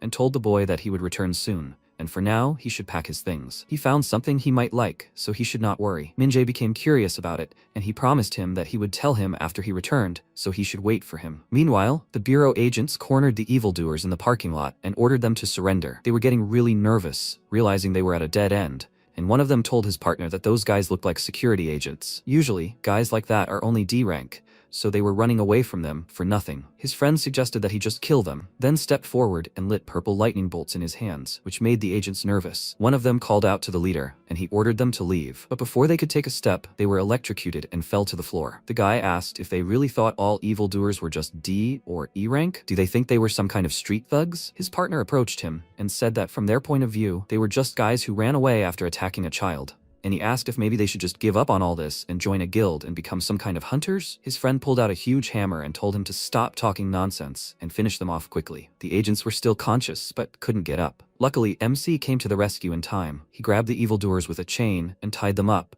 then pulled them close and asked, "They know it's okay if they die during the capture, right?" The guys asked who he was, and he said that he was here asking questions. If they wanted to survive, they better listen to him. He grabbed one of them and asked who sent them. If he didn't answer him, he would break his bones. He excitedly exclaimed that no one sent them, and at that moment there was a crunch, followed by a loud scream from the guy. Wansik warned him that the knee would be next and asked again. The guy remained silent. There was a crunch and a scream. He lost consciousness from such pain, which surprised the MC slightly, and said that he didn't seem to be a petty criminal. He turned to his comrade, put his foot on his head, and said that he only had one chance. Who sent him? The guy was very nervous. He hesitated whether to tell him or not, and eventually decided to try his luck and remain silent. The MC pressed on his head harder. It hurt, but he endured it, right up until the moment his eyes started to bloodshot. He shouted that it was Manager Sa's order. He said that it was a birthday present for the chairman. The head of the agents approached Wansik and said that if he was talking about Manager Sa, he seemed to be talking about Sa Yunjin. He is a close associate of Ma Chanchil. Has he heard that name? MC realized who he was talking about. The head of Dagon Construction, an A-rank assassin named Ma Chanchil. Starting out in the Dagon Guild, he became a respected construction company leader, the most powerful villain in Korea. He not only controlled the underground world where villains ruled, but also carried out dirty work for influential politicians, so he had powerful support. So it was he who disturbed Minjai. He asked if there was any clear evidence of his crimes, and he told him that Ma Chanchil's secret safe likely contained key evidence, an accounting ledger. But because of his powerful support, obtaining a search warrant was impossible. Even if they resorted to an emergency arrest, the Hunter Bureau couldn't handle it alone. Wansik headed for the exit and with a gloomy expression said that that was excellent. Then he would go for a promotion. Together with the agent, he went to the Dagon Construction headquarters. The man looked around the building and noticed that there were 20 floors. It could be assumed that floors up to the 14th were just offices, and starting from the 15th floor, Ma Chanchil's people were located there. On the 20th floor, in the chairman's office, there was an accounting book with traces of bribes. The MC headed to the entrance of the building and told him to gather the agents and wait, and he worriedly asked, will he go right away? He would need support. He told him that everything was fine, he could go there alone. After his return, let them take care of the consequences. Once inside, he headed for the elevator, but there were only buttons up to the 14th floor. He arrived on the 14th floor, and the man sitting at the counter said that outsiders were not actually allowed there. He replied that he had business on the 20th floor. Where did he need to go? The man asked where he was from, and he replied that he was from the Hunters Bureau. He asked if he had a warrant, and when he said no, he advised him to leave and not to make any unnecessary noise here. Wansik didn't listen to him and said that they could go up 6 floors and up the stairs, and the man jumped up from his seat, telling him to stop. Where was he going without permission? He nervously grabbed his shoulder and told him to stop, and the MC immediately turned around, grabbed his face, and slammed his head on the floor. After which he went to the landing and remarked on how he treated the guests so badly here. Hearing the noise, the other guys went down to the 14th floor and asked who he was. He told them that he was a freelance agent, and they asked, he knows that this is a closed area, right? If he goes up, he will die. He said that he is not interested in playing with some trash. Where is Ma Chanchil? The guy asked, is he completely crazy? He told his buddy to just finish him off. And where did such an idiot come from, who dared to come here without a drop of fear? The man used magic. He released a fireball straight at Wansik, and the guy grumpily called him an idiot because that way the soot will appear on the wall. He smirked and told him that at least they didn't have to worry about the body and could just collect the ashes. But when they heard Wansik speak, they were very surprised. He mentioned the Hunter Bureau Law, Article 21, Paragraph 2. Bureau agents are allowed to kill an evildoer in self-defense if the situation during a fight requires it. He put on his armor and emerged from a cloud of smoke, saying that he was clearly attacked with the intent to kill, and he also informed them that he was exercising his powers as an agent. From now on, he would mercilessly fight back against attackers. Are they sure they can kill him? They became very nervous, so they decided to attack him all at once. But he only needed to release his chain to stop them. He grabbed them by the neck and held them in the air, telling them to try it if they could, after which an alarm went off in the building. MC advanced further, and the evildoers tried to hold him back with numbers. A new group of evildoers arrived and started shooting magic at Wansik, but their attacks simply weren't working. They tried to attack as hard as they could, but they were held back by the fact that the building could collapse. But again, their attacks still weren't working. MC, ignoring them, walked forward, and when they realized he was heading to the chairman's office, they became worried, and one of them ordered them to stop him. No matter what happened, they had to protect the chairman. They all piled on him, trying to hold him in place and simultaneously find a hole in his armor, but nothing was working. He got tired of enduring all this and used the Unholy Strike skill, causing his armor to flash brightly, and then the lights in the building went out. There was a bright flash. Everyone near him was engulfed in a searing light, and no one was left to stop him. The only man standing at a safe distance survived. He shielded his face from the bright light, and when it went out, he glanced at Wansik, who was walking unhindered into the chairman's office, with piles of ashes lying nearby. He fell to the floor in fear, while Chanchil greeted the guest. He smiled and remarked that it was surprising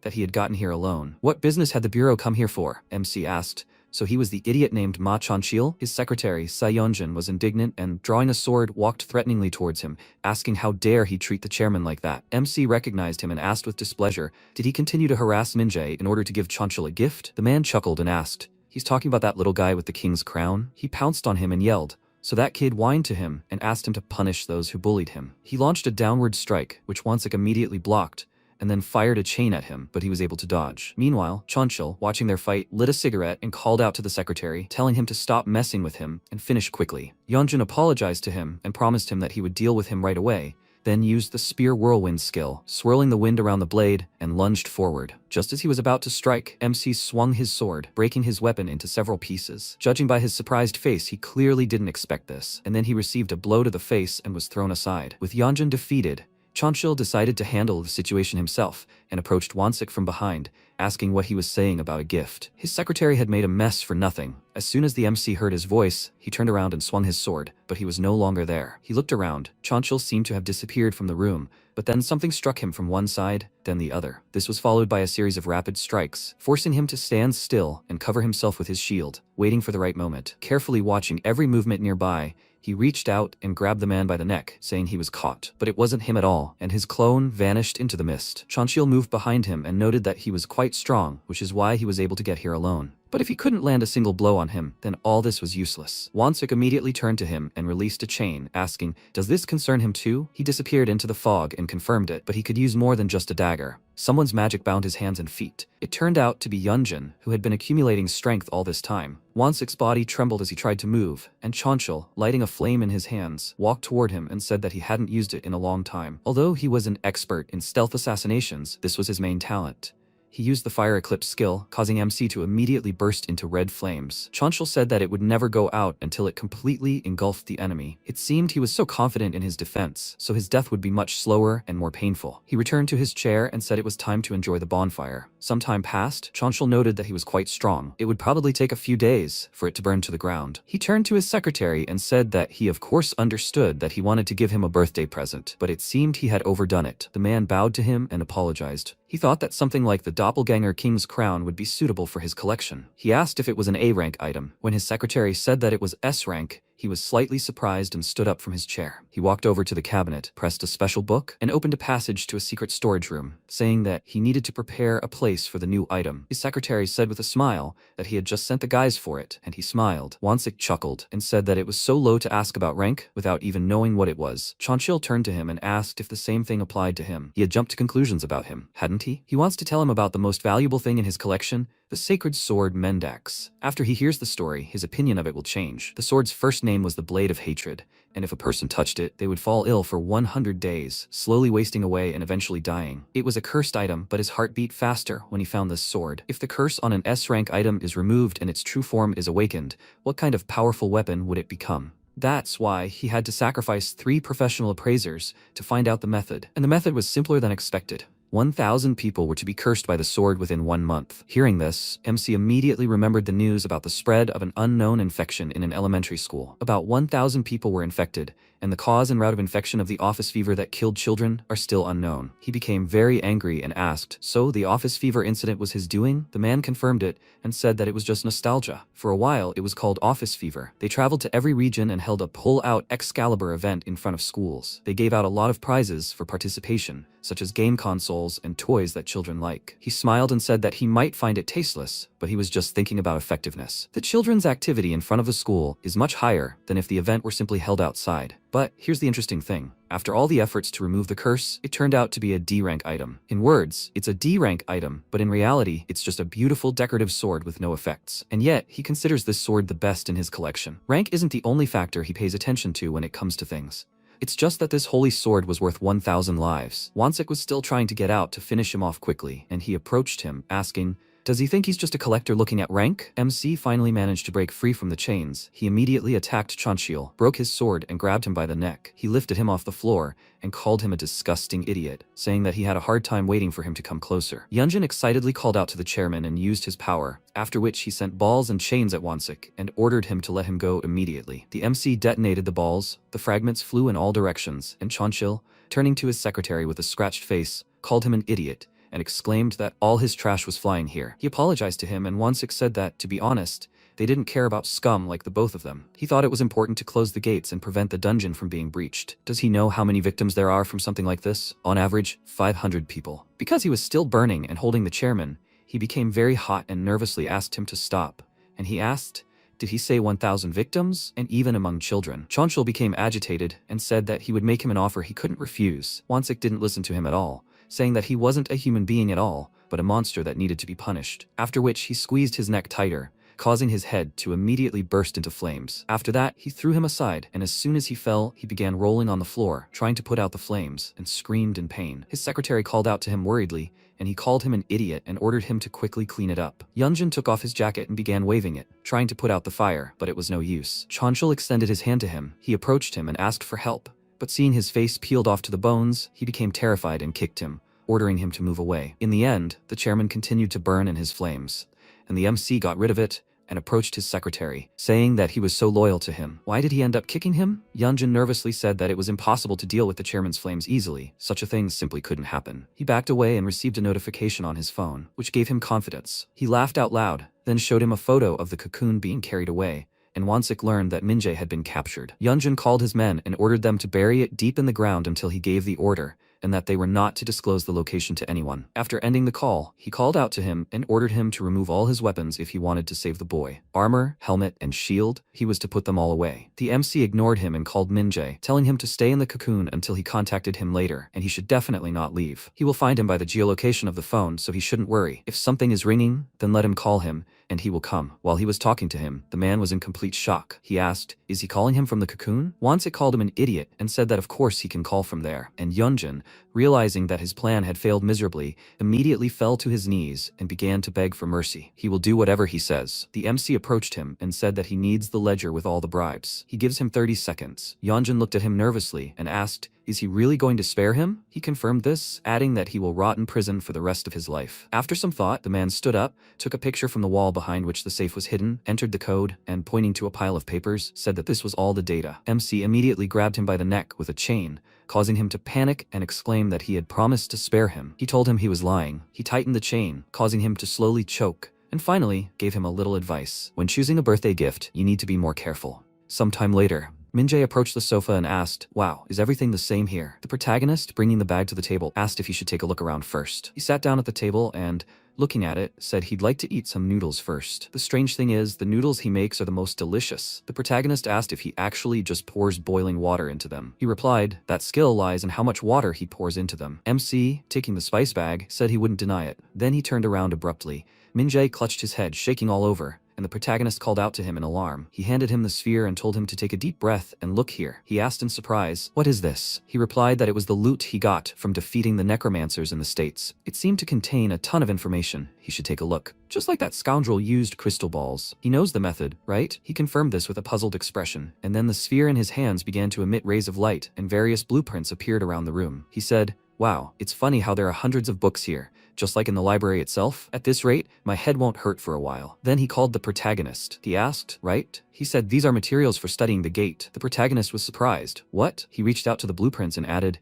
"And it looks like there is data on summoning magic here? It looks like a diary with everything written down. Wansik, he wants to study this thoroughly. Can't he?" He looked at him, and then, sighing, said that if he was going to do something, he should do it properly. He would definitely support him. First, he needs to tidy up the basement. He asked, "Really?" He was grateful to him. Wansik, he will try hard. After a while, on the news, additional news, the fall of Dagon Construction, viewing the setup text. Date, March 11th, 2021. Time, 12:14 p.m. Director of the Hunter Bureau, Kang Ilsop, the Bureau's greatest achievement is the elimination of the biggest villains. The host said that the Hunter Bureau openly published the bribe ledger online. 15 party members were arrested, and the remaining 35 people mentioned in the ledger are currently under investigation. Hana, looking at her phone screen, smiled and said, "Wansik is surprising. Who would have thought that Dagon Construction would be destroyed in less than half a day?" Thanks to this, Korea was turned upside down. The next second, Pildo, answering the phone, shouted, "What are they talking about? The gate will open in 30 minutes. How can he find another guild? Besides, it's a B-rank gate." The leader of the gate response team, John Pildo, shouted, "They have to wait. Hello? Oh shit." Hana approached him and asked, "What's wrong, boss?" He replied,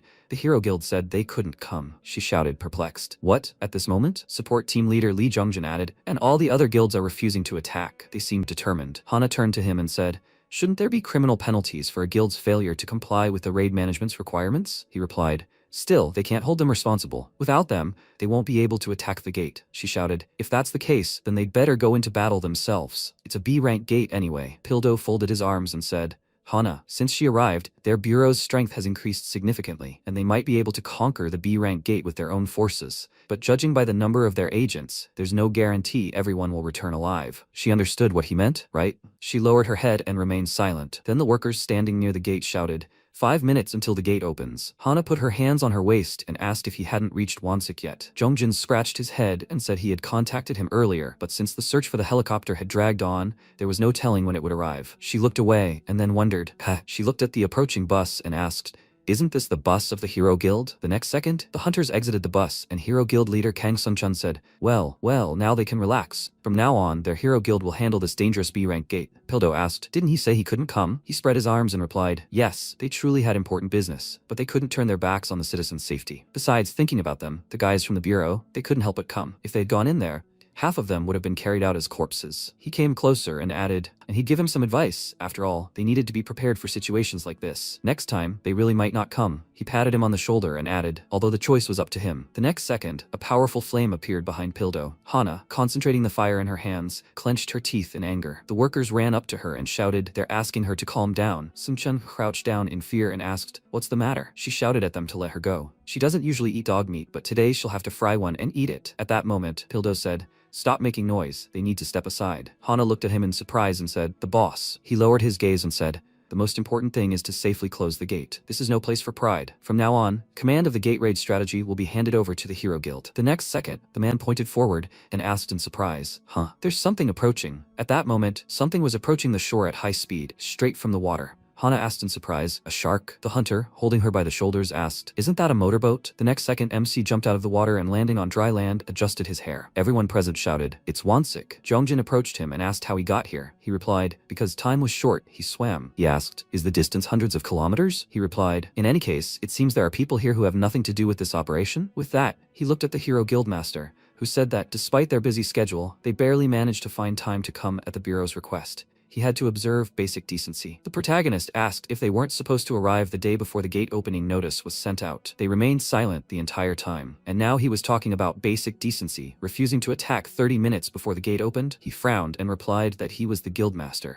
He had nothing to discuss with some party leader or whoever he was, so he should get lost. He asked, what was the wonderful hero guildmaster doing during the last dungeon breakthrough? If he had cleaned up all the trash there, as he said, he would have done some good for society. And what had he even done? They were just a bunch of people who do nothing but suck up and collect taxes. Aren't you ashamed to live like that? If he were in their shoes, he would flee the country in disgrace. Although, even if someone like him went abroad, he would most likely end up in a back alley doing evil deeds. The next second, Sun-chan, enraged, picked up his bow and said, some C-rank idiot dares say such things to him. He thinks that just because he recruited Hana, he immediately became an A-rank? Great, they'll see how strong he is to resist. Hana covered herself with her hand and was surprised at how strong the wind was. Pildo shouted, Leader Sun-chan, what is he doing? The others asked, Leader? Really? The guy turned around and shouted, everyone must prepare for the aftermath of a hurricane. The next second, Sun-chan concentrated his energy into an arrow and shouted, a piercing storm. Hana shouted, what a madman. Pildo turned around and shouted, all agents with defense skills must step forward. Sun-chan said, he said he'd die a villain in some back alley with his skills? He thinks he can be stopped? The next second, he unleashed a powerful attack, the arrow sending a whirlwind flying far ahead,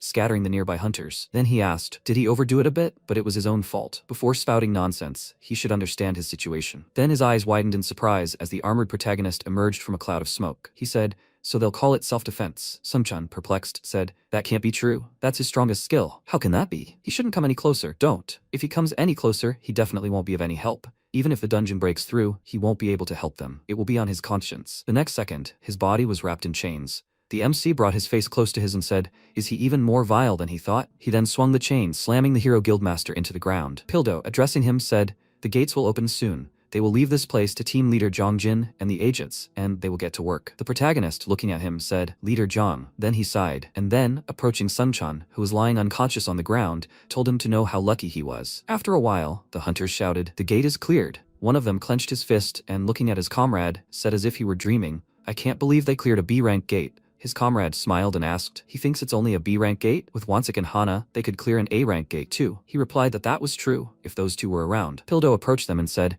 in other words, this means they're too dependent on those two. The guy turned around and said, Leader, he said, they should also try not to tie them down. After a while, the Hunter's Bureau arrived. Sun-chan, lowering his head, apologized. It seemed he was beside himself. This was the first time he apologized. Jongjin, sitting across from him, said that 30 minutes before the gates opened, a sudden cancellation of the raid was announced. Coincidentally, the other guilds had also declined the request for assistance. He wanted to hear more about this. He looked away and said, well, it seems that due to the Hunter Bureau's recently greatly increased powers, an agreement was made to suppress the spirit. Jongjin said, so the guilds joined forces to keep the Hunter Bureau under control and demonstrate their strength, right? He confirmed it. Then MC looked at him and asked him to name all the guilds involved in this matter. He said, surprised, but that. Jongjin folded his hands in front of himself and added, he must think about his situation. Given what happened today, the Hero Guild will be forcibly disbanded. His hunter license will be revoked, and he will be labeled a villain. Of course, he thinks this matter could take a different turn depending on how much he cooperates with them. He answered uncertainly. Black Sky, Sun, Wind, Dawn, and Summit, and including them, 6 guilds. Ilseop, watching the scene through the window, folded his arms and, sighing, said, and all the guilds in the top 10 in Korea. The protagonist walked into his room and asked what they would do. He asked in response, do you have a choice? They would have to let him go, receiving a promise that this would not happen again. The protagonist frowned and expressed indignation. Was he serious? He replied that he understood his feelings, but every hunter in their country was valuable. Moreover, Sun-chan is a rare A-rank hunter and leads the Hero Guild, which is in the top 10. If they are punished, will it create a gap in the gate raid? The protagonist said, however. He added, of course, he wasn't going to let this slide either. He looked at him and added, they need to bring the other 5 guilds that had planned this whole thing to the negotiating table. He would have ignored him, but not in this situation. A week later, Ilseop, sitting at the head of the table,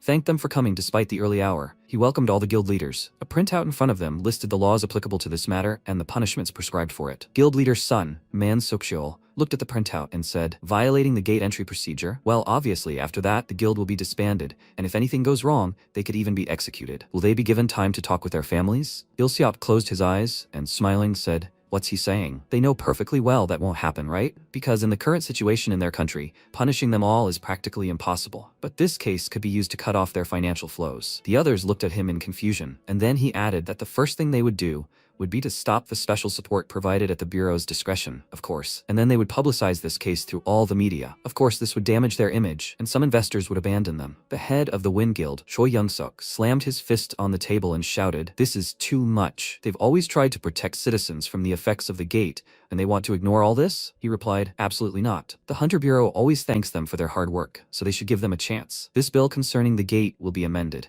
If they give their consent, it will greatly help them." The protagonist thought, Article 2, Section 4 of the Gate Law. During a gate raid, a Bureau agent can monitor and request an escort. The guild leading the raid must adhere to this. At the discretion of the checkpoint agent, cameras provided by the Hunter Bureau may be installed in the escort area. He folded his arms and thought, of course, they should be afraid of this, because there will no longer be monopolization of information, items, minimization, or concealment of victims within the gates. Il-seop said it was a law they changed with bribes 5 years ago. They'll return everything to the way it was. So, the next second, Black Sky Guildmaster, Mang Do-sik said, "This is too much. Who has protected Korea so far? Hunters who until now have merely observed, suddenly start acting like heroes just because they found one A-rank hunter? It wasn't they who defended the Republic of Korea, but their guilds.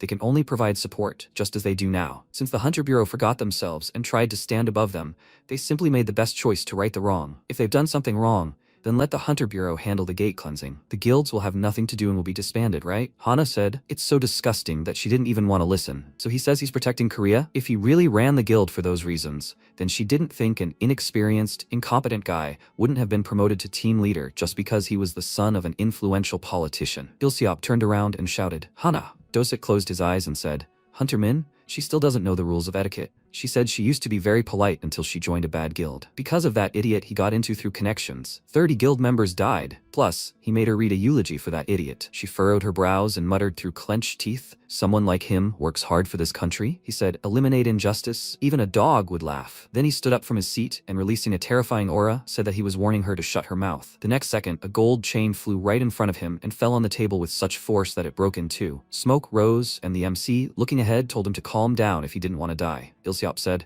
"It was her idea to appoint Won-sik and Hana as bodyguards, so it's not his responsibility?" Young-soo sighed, putting her hand to her head. Sometime later in the director's office, Young-soo glanced at everyone with an irritated look. Il-seop said, "In any case, they achieved their goal by getting consent. It's good when all's well that ends well, right?" He laughed awkwardly, and Hana, of course, agreed. Then she turned away abruptly, seeing Young-soo's gaze on her. She said that these negotiations were supposed to put appropriate pressure on the guild leaders, and it was done to strengthen the guild's position. But instead of applying a little pressure, they just started spilling everything out. How good of them. They awkwardly apologized, and then the director said that they needed to discuss a plan of action first. Even though the guild leaders had left, he didn't think they would sit idly by. Pildo folded his arms and said that since they had committed such a petty act as refusing to lead a raid on the gate, it was obvious they would pressure them in other ways. Jongjin added that without them, it would be impossible to attack the gate. Therefore, they would have plenty of ways to get to it. Yongsoo, clasping her hands behind her back, said that since things had turned out this way, they had no choice but to strike first. The director asked if she had come up with something. She replied that they would exert maximum pressure on them within the law. They would not distribute gates. Jongjin said thoughtfully, a simple yet powerful way. If they didn't distribute gates, the guilds would be left with nothing. But that meant, Hana continued,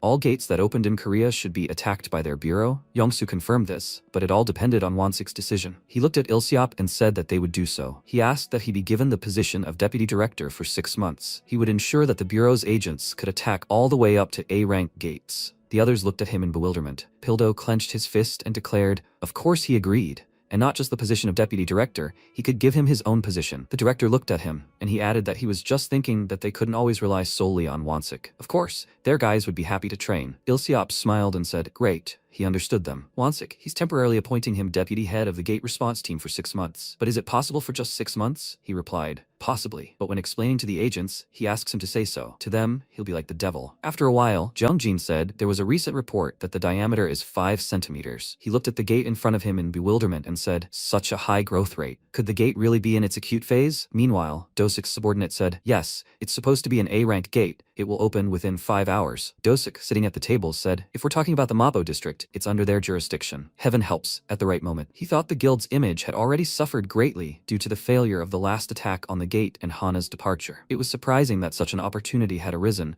when sponsorship and advertising had been cut. His subordinate added that requests for cooperation were coming in from other guilds. He said they would attack themselves. All it took was for Black Sky to be the center of attention. He rose from his desk and, walking to the exit, ordered everyone above rank B to gather. They would be leaving in an hour. He replied that he understood. After a while, he stood before his subordinates and said that this high-level gate was the perfect opportunity to once again demonstrate the power of Black Sky to the public. Mistakes are unacceptable, understand? The hunters, lined up, shouted, "Yes!" Then one of them ran up to the leader and told him to listen. He asked, "What's wrong?" He replied, "There's a problem. The Hunter Bureau hasn't submitted a request for attack support yet. They must be planning to attack themselves." Dosik, perplexed, asked, "What?" Meanwhile, the protagonist stood near the gate. He folded his arms and said, "Okay guys, welcome to hell. No one will die, but it will be painful until death," and he assures them it will be more painful than the hell they think of. Then they will begin. 6 months will pass like 600 years. With these words, he approached the gate, and the rest of the hunters followed him. Ilsup asked if everything will be okay. Jongjin looked at him and told him not to worry.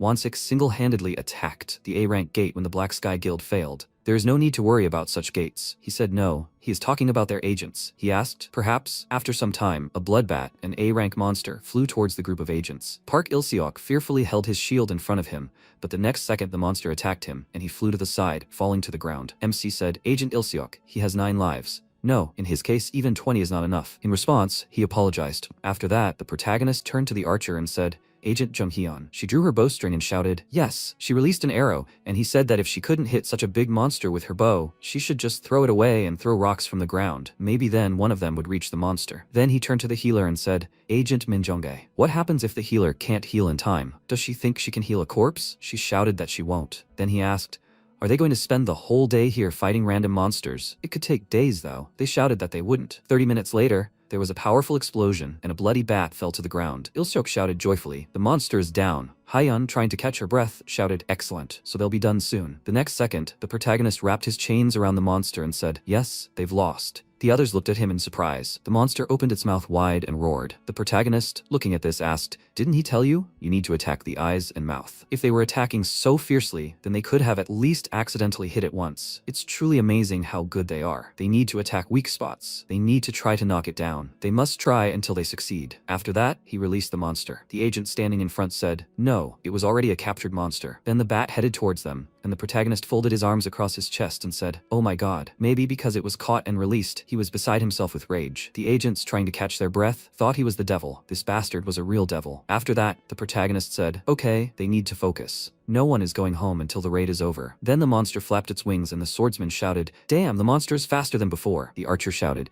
"How can I hit something like that?" Hana then shouted that she'd deal with it. She shouted loudly, concentrating fire energy in her hands, and then directed it straight at the monster. The agent, looking at her, said in surprise, "With one blow, an A-rank monster." Hyun, smiling, said what was expected of the hunter Hana. Then the MC approached her and said, "Agent Hana, he definitely told her not to participate in the raid until he gave permission." She sighed and said, "But everyone was so stressed out, she couldn't just stand there and watch." He asked, "Even so, did she still have any strength left? A blow like that could have killed 2. She replied that she did it to finish it off. The protagonist folded his arms and asked if she was planning on using so much power that she'd collapse from exhaustion by the end of the raid. Come to think of it, that was exactly how it had been the first time they'd met. Now she could join the fight. He thought she knew the basics since she was an A-rank hunter, but it looked like he would have to start all over again. She bit her lip, looking at him with irritation, and then he asked if she had anything else to say. "Hana?" She replied in the negative. 8 hours had passed since the gate opened, and one of the hunters looked at his phone and asked what the bureau was doing, that it had already been 8 hours. The hunter next to him asked, "What do you mean, what?" "They are probably thinking about how to ask them for help." He asked if they were even in their right minds. How could the bureau even bother entering an A-rank gate? The hunter replied that they shouldn't waste time and should quickly ask for backup. They'd only tire everyone out. Dosik, watching what was happening, frowned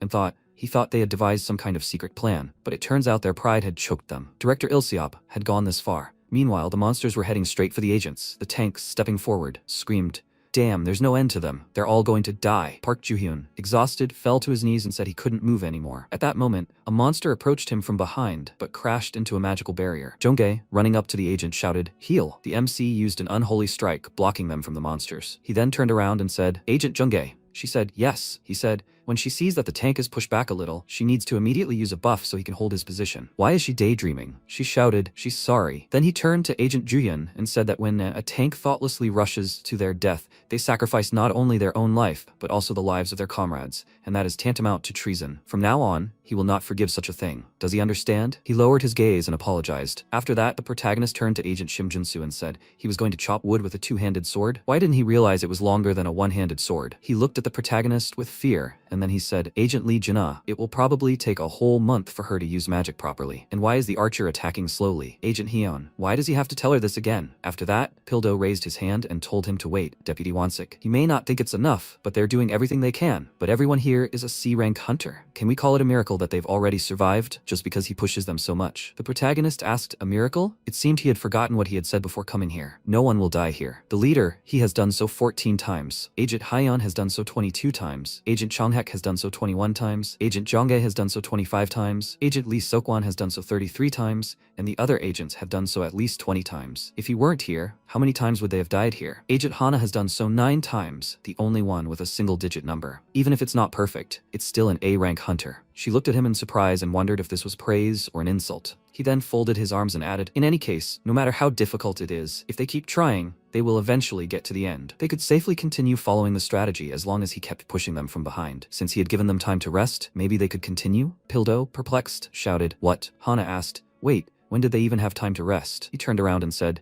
he just gave them 3 minutes, enough to catch their breath. Okay, everyone line up. Hana shouted, crazy psycho. Pildo shouted, Deputy Wansik, wait. After that, the protagonist dropped his barrier, and the monsters poured straight towards them. Meanwhile, outside the gate, Il-Seop looked at the guild leaders and said, those damn bastards are already negotiating among themselves. He then turned and asked what the situation was. Jongjin replied that there were no changes in the gate, even though quite some time had passed. They should contact the guild for help, just in case. He replied that they needed to wait a little longer. Meanwhile, inside the gate, the agent lifted his comrade, throwing his arm over his shoulder. Thanatos, the boss monster, stood before them. MC clapped his hands and said, everyone should stand up to clear this place. We need to kill it. It's immediately obvious that its weakness is those 5 snakeheads. They figured it out right away, right? Then Hana, with a shout, launched a fire attack forward, hitting a snakehead. The protagonist approached her, arms folded, and asked if she lacked power. Since she'd fired recklessly at the start, she wouldn't be able to navigate the important boss fight. She clenched her teeth and yelled at him to shut up. You idiot. Then she froze in horror, seeing the open mouth of a snake before her, the monster's head wrapped in the protagonist's golden chains. He said yes, this was already the 12th death. Little by little, the belief that she is a high-ranking hunter is fading. She looked at him indignantly. 12 hours had passed. Dosik approached the director of the Hunters Bureau and told him to make up his mind.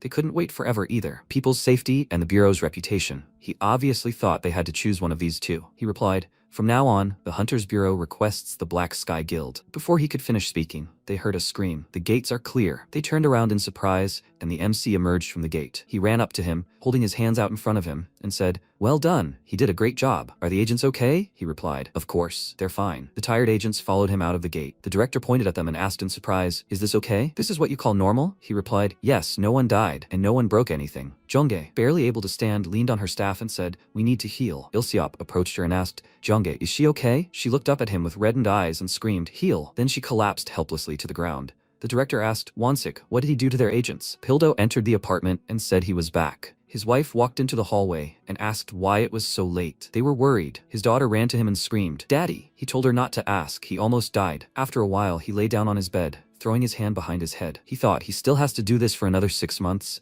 Will he be able to handle it? Then his daughter called him. He asked, what? Suddenly, the protagonist's head appeared in front of him. He told him to get up quickly. It's time to work. He rose to his feet in confusion. He screamed loudly and then asked, what the hell? A dream? The protagonist folded his arms over his chest and said there was no time for this. The gate to Busan will open in 8 hours. Everyone on the bus. The others looked at him in bewilderment. One of the agents said, they barely survived that hell. Do they need to go somewhere again? Another hunter asked, was he crazy? Pildo lowered his gaze and said that he too. Before he could finish speaking, Sokchul shouted, a scam. This is all a lie. Does it make sense for the Bureau to attack the A-rank gate? They simply deceived the C-rank gate into thinking it was an A-rank. The Hunter Bureau can't clear an A-rank gate on its own. The hunter added, yes, that's right, it's a scam. How can slobs who only clear D-rank and F-rank dungeons clear an A-rank dungeon? His comrade added, even with Hana, it's impossible. They're liars, cheaters, liars. The protagonist asked, is that what they're saying? If they don't intend to refute their mockery, then they should just continue to lie here. Pildo gritted his teeth and rose on shaky legs. His subordinate looked at him and said, leader. He approached Seokchul and threw the object in front of him, but Seokchul managed to dodge it and asked, perplexed,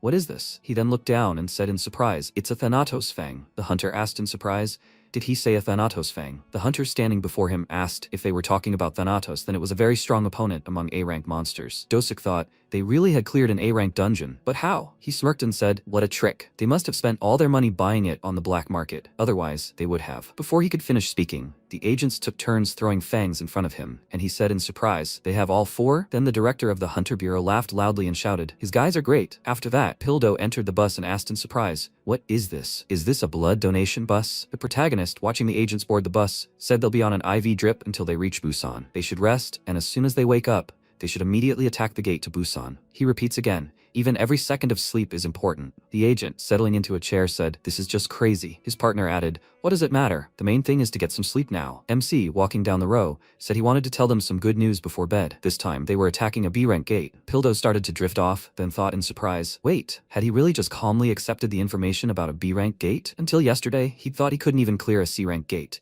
And even he'd thought, thank goodness it's B rank. After that, the protagonist said, sweet dreams. Sometime later, the Daily News reported that the Hunter Bureau had successfully conquered an A rank gate. Date, March 11th, 2021. Time, 12:14 a.m. 4 guilds gathered to provide support, but it was all in vain. They reported illegal manipulation at the scene. On this day, the Hunter Bureau shocked everyone by single-handedly clearing an A-rank gate. Breaking news. The Hunters have successfully destroyed 3 B-rank gates. News in the spotlight. They must subscribe to receive notifications. Related article, 100-day report of the Hunters Bureau. 36 B-rank gates and 9 A-rank gates have been cleared. Pildo, looking at this, said in surprise, this. Ilseop spread his arms in front of the table filled with equipment and joyfully said, that's it. They should come and sign, and then pick it up. They should receive the Fortress of Will, the Necklace of Giants, and he's the Temple Guardian. Besides the rewards, this is special support for the Hunters. Do they even realize how many idiots he had to fight to bring them these things? The swordsman, looking at the sword in his hands, said in surprise, that's A-rank equipment? Another agent looked at his new armor and said he thought he'd never see anything like it. The director added, well, even if they still hate it, they should thank Agent Wansik. To find the right items for them, he checked and selected every lot from all over the world, one by one. The agents looked at him in admiration. Then he said he didn't know if this would help at all. If they found themselves in a dangerous situation, maybe this would protect them for at least a minute? Well, that minute could be the difference between life and death. In any case, they shouldn't be mistaken. Even if they have A-rank equipment, it doesn't mean they're A-rank hunters. Now they have to get to work since they didn't get it. Every item is the blood, sweat, and tears of the people's taxes. Hana, clenching her fist, said, oh, what an insolent way to speak. The agent standing behind her told someone to knock him out. After a while, Dosik asked in surprise, what? This time, the C-rank gate was transferred to another guild? His subordinate confirmed it. This time, including them, the 6 guilds that collaborated during the last incident didn't receive any tasks. He slammed his fist on the table in anger, his body shaking, and said, he even threw aside his pride and made a special request. Those damned freaks from the Bureau. His subordinate said, Guildmaster, the guild members are becoming increasingly dissatisfied. Plus, Kan Hyunsu is negotiating a transfer to another guild. He shouted in confusion. What did he say? Hyunsu is a key figure in the Black Sky Guild, as skilled as Hana. His departure would be a great loss for the Black Sky Guild and could lead to all members leaving at once. His subordinate said the guild wouldn't last even 6 months like this. A decision had to be made. At that moment, there was a knock on the door, and an employee asked, Leader, may I come in? He told him to come in. The employee approached him and, handing him a document, said they had received an emergency request. He asked, an emergency request for support? He replied, from the Eurasian Gate Cooperation Association. These are official documents sent simultaneously to all guilds within the association. He smiled and said that the heavens were helping them. After some time, the director of the Hunters Bureau asked if he had heard the news. The protagonist, sitting on the couch next to him, confirmed it. An S-rank gate had opened in Russia. He replied that it was true. The head of the Russian Hunters Bureau, Doyev, had recently come in person and said he needed him. What would he do? The protagonist said they needed to go there. If a dungeon breakthrough occurred with a rank, problems would arise not only in Russia. He said he understood. Then he would inform Doyev about it. This time, he should take Hana with him. The protagonist said, well, of course, it would be good for her to gain experience. But what if there were problems with the gate raid here? He replied that it was an emergency. He would have to involve the guild. Then, bon voyage, he would meet his old friends. MC asked, old friends? The main thing is that they don't bother him. Sometime later, Incheon Airport, Hana asked in surprise, what? Are there any other travel companions? Yongsu stood in front of them and said, these people applied on behalf of guild members, not as members of the Korean government. Russia will eventually need help from various sources. There they come. Then they turned around, and Lin Youngjin from the Sun Guild, Shin Myungshik from the Black Sky Guild, and Jang Jonggo from the Wind Guild were approaching. Myungshik, walking ahead, said, oh, a familiar face? It's been a while. Hana looked away from him, and then Yongsu extended her hand and, introducing herself, asked if she could see their applications. Myungshik handed her some documents and said, here. He then looked at the protagonist and thought, so this guy is Wansik? Not long before, a Black Sky Guild worker had said it was good that they joined the Eurasian Gate Cooperation Association a year ago. The operation to conquer the S-rank gate would be a great opportunity for their guild. He should make an effort there. Myung-sik replied, yes. He asked, by the way, if he knew Won-sik. He asked back, that famous guy from the Hunters Bureau? He confirmed it. Rumors had been circulating for several years about an unknown mercenary wearing a unique helmet, similar to a devil's, in dark armor. Lately, he'd been actively revealing himself and had become a stumbling block for many guilds, including their own, Black Sky. They said even Sung-chan from the Hero Guild couldn't take a single step, but if the three of them, he and two other A-rank hunters, were together, he thought they could succeed. That's what he said. He replied, they'd made arrangements with the Sun and Wind guilds. While they were in Russia, they should seize the opportunity to deal with him. In the present, Yong-soo, holding the document in front of her, said, the documents have been checked. Then they're leaving. After that, everyone boarded the plane. Myung-sik folded his arms and asked, so, how's that? Is it interesting to do charity work for the country? Since she betrayed her guild? Hana, who was sitting in front, said that if he was going to act like that, he should just leave and sleep. He asked, is that how she talks to her sunbae? She used to be nice when she asked him to teach her something. She replied, that's how she learned that people like him aren't even human. Does he have fun with his fans? He frowned in irritation, then flexed his fist, releasing his energy, and said, does she want to measure strength? The next second, a golden chain bound his body. He, confused, shouted, what the hell? He has to let go. The protagonist asked, can we throw him outside? Young-soo asked if he was going to open the door mid-flight. He asked if it was possible. She replied that it was not possible. Myung-jin, clenching his fist, shouted, hey, there's a limit to how much they can look down on guilds. Young-soo responded by asking if they were the ones looking down on international law. Not only had they insulted a Hunter Bureau agent, but they were also planning to use their abilities on a flying plane. Don't they know that this is already considered an act of extremism? If they took their seats right now and kept their mouths shut until they arrived in Russia, she would turn a blind eye. There would be no second chance. The hunters looked at her with irritation. After a while, Russia, Moscow, Jonggo, looking at Myung-sik, asked what had happened. He couldn't use his powers at all. He replied that the moment he was caught in the chains, all his strength left him. Moreover, he felt a strange magical energy. If they ran into him, even the three of them might have a hard time. Then the director of the Russian Hunting Bureau, Doyev, smiled and told them to hurry up. Hunter Won-sik, he'd been waiting for him. The protagonist approached him and, shaking his hand, said he'd heard he'd come to Korea. He'd been busy then, asking for his understanding. He replied, no problem. He was already grateful he'd come to them. Myungjin asked in surprise, is that the man the director of the Russian Bureau? Jonggo was also surprised. Such a high-flying bird actually coming out to greet them? Gregory then walked forward shouting, hey, bro, he's missed him, his friend. He stretched his arms out in front of him and ran toward the protagonist, but the protagonist stopped him with his hand and said, Gregory, you need to get lost. He laughed then, waving his arms, asked, no, why is he upsetting him so? Isn't he being too cold in their relationship? MC told him to shut up. Did he forget that he was the one who started the rumors about him liking men? The hunters present thought in surprise, Gregory? Gregory, one of the 6 S-rank hunters. He seems playful, but in battle he rages like a true demon, which is why he was nicknamed the Janus of the Snowy Plains. He has a free spirit. He refused 3 invitations to dinner with the president. Jonggo asked if maybe they had received a very ridiculous mission.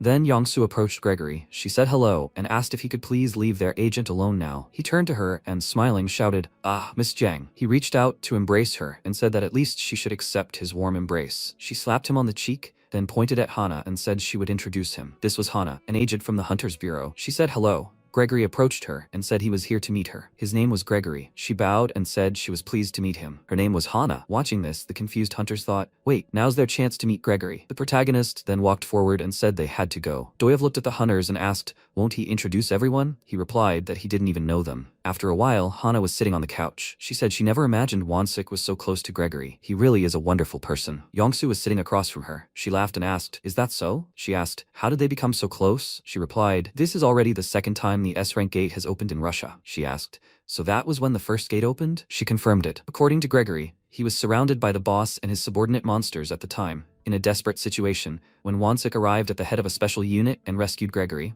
and the raid was completed safely. Hana remarked that this was similar to what she had experienced. Young-soo, picking up a mug, said that all the hunters who met Won-sik say the same thing, most of their agents too. Hana lowered her head and said, Gregory's savior, Won-sik is truly a world-class specialist. Then the protagonist approached them and asked what they were talking about. She turned around and asked, what do you mean? What are they talking about? They were gossiping. He asked if they could claim they were gossiping with such certainty. She told him to shut up and go get some cookies. After that, she took the cookie in her hand and said, but since this is the 2nd S-rank gate in Russia, it's too much of a coincidence, considering the size of the Earth. MC said, maybe it's not a coincidence. She looked at him in surprise, and then he said, Hana, has she ever thought about why gates open? She was surprised, what? And then she said, Not exactly, but she thinks it's related to another dimension? He said, a pretty good conclusion, but what if a more dangerous gate than the S rank opens? And what if it happens as often as the current C rank gates? She asked in surprise, could such a thing really happen? He answered, it will. Gates are artificial technology created by beings from another dimension. They continue researching gates, and the gates in their world open in more advanced forms. It was only a matter of time before a gate more powerful than S rank opened in their world. She asked in surprise how he knew that. He asked if she remembered the incident 10 years ago, when children from an orphanage were kidnapped through a gate. He was one of the survivors who managed to return. Of course, that was confidential information. She gaped in surprise and said, that can't be. He said this world was full of monsters that even S-rank hunters couldn't handle. Eventually, when the gate technology reached a certain point, those incomparably stronger than them would enter the gate and find themselves on their land. She asked, so this time, the S-rank gate might be stronger than the previous ones? He replied, the S-rank gate is a level that tests the limits of gate control technology. Even though the monsters are as strong as ever, the internal structure might be something they've never experienced before. Sometime later, about 40 people, each representing their own country, gathered in the hotel conference room to discuss strategies for passing the S-rank gate. Hana looked at them and said, it's amazing. She's only seen them all on TV. The protagonist looked at her and asked, why is she surprised? She often appears on TV too. She added, those people appear on the programs she watches, but they definitely don't watch the TV that shows her. Then, Zhang Chanpan, director of the PRC Hunter Bureau, approached them. He asked, it seems the meeting hasn't started yet? He waved his hand and added, he thought they were late. It's been a while. He's glad to see her. Hana looked at him in surprise and said, aren't those people Soren and Wang Jinchan? There really were S-rank hunters standing behind him. She was surprised. Who knew there would be other S-rank hunters here besides Gregory? Inside, she was worried, but it looked like this gate would be passed without any problems. At that moment, Gregory stood behind the podium and said, they all came from far away. I'd like to express my deepest gratitude to all of them who came to Russia's aid. Before the strategy discussion began, Wansik, could he please come out here? He asked what he was planning to do.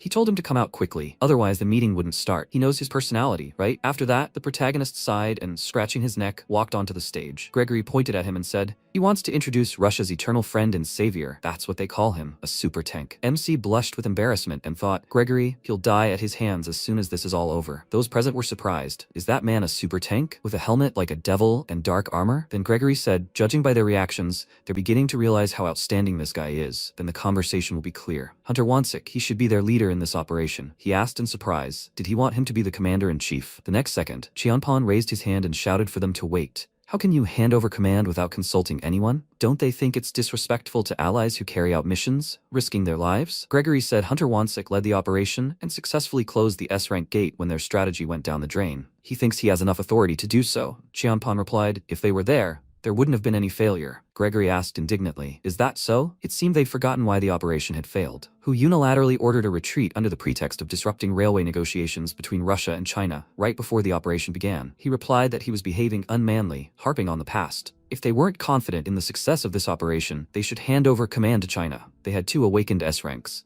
Who would even follow the orders of such an unheard of individual? The protagonist looked at Gregory and, folding his arms, asked what he would do. He pointed at him and shouted, I'm sure this guy is much tougher and more reliable than those 2. The next second, Jinshon concentrated his energy and, holding his weapon in front of him, said, that's a very insulting statement. Then he just has to prove his strength. Soren then said, enough. He looked at her in surprise. She said she'd also heard rumors about a super tank. If Gregory admits it, then it's safe to assume it's true. It's an honor to meet a super tank. They, China, recognize him as commander-in-chief. Qianpan turned to her and shouted in surprise, Soren, how can she decide something like this on her own? Before he could finish speaking, he began to freeze. Soren said, Director, since she's agreeing with him, does that mean he considers her his subordinate? Does she think this time we can set the record straight? Answer. He apologized. Those present were surprised. This is how they treat the director of their own bureau. Hana thought she was in such a position that she could ignore the opinion of her government. Then she folded her arms and said, there was a bit of a commotion. We need to continue. Following this, the protagonist sighed and, placing his hands on his hips, said that he was turning down the offer to become commander-in-chief. Gregory shouted, what? He replied that he hated giving speeches or bragging in front of a crowd. He wasn't up to it. Gregory said, hey, bro. He almost had to grab the president by the collar to get permission. The protagonist said it was perfectly acceptable to become an advisor. He would plan the operation. He just needed to lead the people, right? He was silent for a moment and then said, it can't be helped. They shook hands and he said he was counting on him for this mission, advisor. The protagonist said, this time, he shouldn't rush into battle alone. After a while, Hana approached the protagonist and asked if he wouldn't go. He told her to go first. He needed to check the list of names. She said, "He has a lot to do, advisor." And then he continued what he was doing. At some point, he looked away, and Soren approached him and handed him a business card. He asked, "What's wrong?" She said she would like to meet him. He read the business card. Celestial Guildmaster A.K. Soren. She said she never imagined the rumored super tank was Korean. She heard that the hunting bureau in Korea was in a deplorable state. He said, "Well, that's a lot of trouble." She sat down on the table next to him and looking at him said, Korea was too small for him. She formally proposed that he join the Celestial Guild, that he conquer the world with them. He looked at her and said, "Conquer the world. What does she plan to conquer?" She replied, "Something like conquering the world. More precisely, changing the world." The general laws and order that existed before the opening of the gate no longer suited the current situation. Didn't he think society should now be rebuilt around awakened people like them? She would create such a world someday. He rose from his seat and said, "The Devil's Kingdom also justified its invasion of the Earth." She asked, "The Devil's Kingdom?" He said, "Of course, the offer is declined." With that, he headed for the exit, and then she typed it into Google. It said, "The Devil's Kingdom, an evil organization appearing in the children's series Video Man, Warrior of Earth." She smiled and said, "What a funny guy this super tank is." After some time, the host announced that 1,055 hunters from various countries, including Russia, had gathered to conquer the S-rank gate. Preparations were complete, and everyone lined up in front of the gate. Russian hunter Gregory, who is the commander-in-chief, was currently giving a speech before entering the gate. The host, looking at his colleague, said, "The slogan will probably be, 'For Russia this time,' right?" He noted that this was correct, as this slogan is always shouted before attacking the gate as a symbol of the country. At that moment, Gregory said he was grateful to all his comrades who had come to assist Russia. As commander-in-chief, he would do everything in his power to ensure a safe attack on the gate without a single loss. Then he took a breath and, raising his sword above himself, shouted, "For Russia." The hunters standing before him joyfully cheered him on. At that moment, the protagonist, standing behind him, leaned toward his ear and told him to keep his promise. He placed his hand on his shoulder. Gregory asked, "Is it really necessary?" The protagonist asked, "Maybe he should just go home?" Then Gregory took another deep breath and then shouted, "For universal peace." The MC said it again. He shouted, "For universal peace." The hunters looked at him in bewilderment, and then Gregory, blushing with embarrassment, said, "Damn it." The host, looking at his colleague, said yes. This time he also shouted the slogan for universal peace. It sounded a little childish. His partner agreed. It seemed the commander-in-chief was trying to defuse the tense situation before the raid on the S-rank gate. Commander-in-chief Gregory is now giving the order to enter the gate. They hope the attack ends safely and without casualties. At that moment, a worker in the control room reported that everyone had successfully entered the gate. Doyev, noticing the worker's reaction, asked, "What's wrong?" He said the magical power level was fluctuating. Doyev came closer, looked at the screen, and told him to tell everyone to maintain a safe distance and be prepared for a change in the situation. The man agreed. Doyev thought this was the first time the magical indicators of an S-rank gate had changed.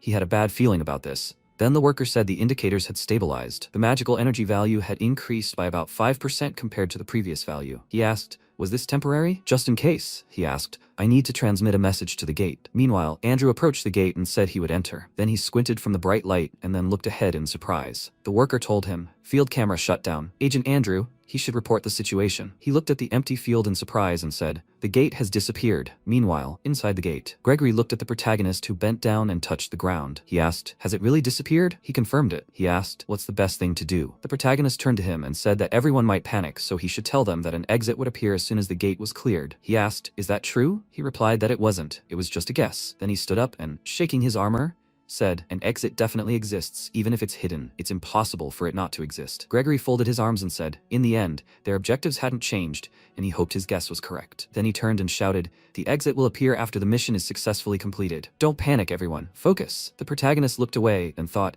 it looks like they've invented new technology. This time, the raid won't be easy. After a while, they entered an open room. Gregory walked further and said, "Until now, it was an ordinary cave, but suddenly it turned into something like a huge temple. How are these gates even constructed?" They looked around, and then one of the hunters asked, "Does the path branch into 3 passages?" The hunter behind him said it was the first time he'd seen such a structure. The protagonist suggested they do some reconnaissance first. He'd go. Gregory looked at him and was surprised. He himself? They had a reconnaissance team, didn't they? He replied that the situation was unusual. Gregory asked, "What should we do then? Should we send a reconnaissance team with him?" He replied, "Get Sarah, Kirian, Ailey, and Okant." He said the guys he came with last time to rescue him. "That's how many people? It seems a bit small." The protagonist added that he'd take Hana and Myungshik looked at him and asked in surprise, "Huh?" Kirian said that since the supertank himself chose these guys, their abilities are guaranteed. It's an honor to work with them. Myungshik awkwardly scratched the back of his head and said that they were counting on his support. Jongo looked at him and asked, "What's the matter?" Until now, they were treated as if they were invisible. He smiled and asked, "What's the difference?" "This is a chance to meet great hunters and demonstrate their skills, right? From this day on,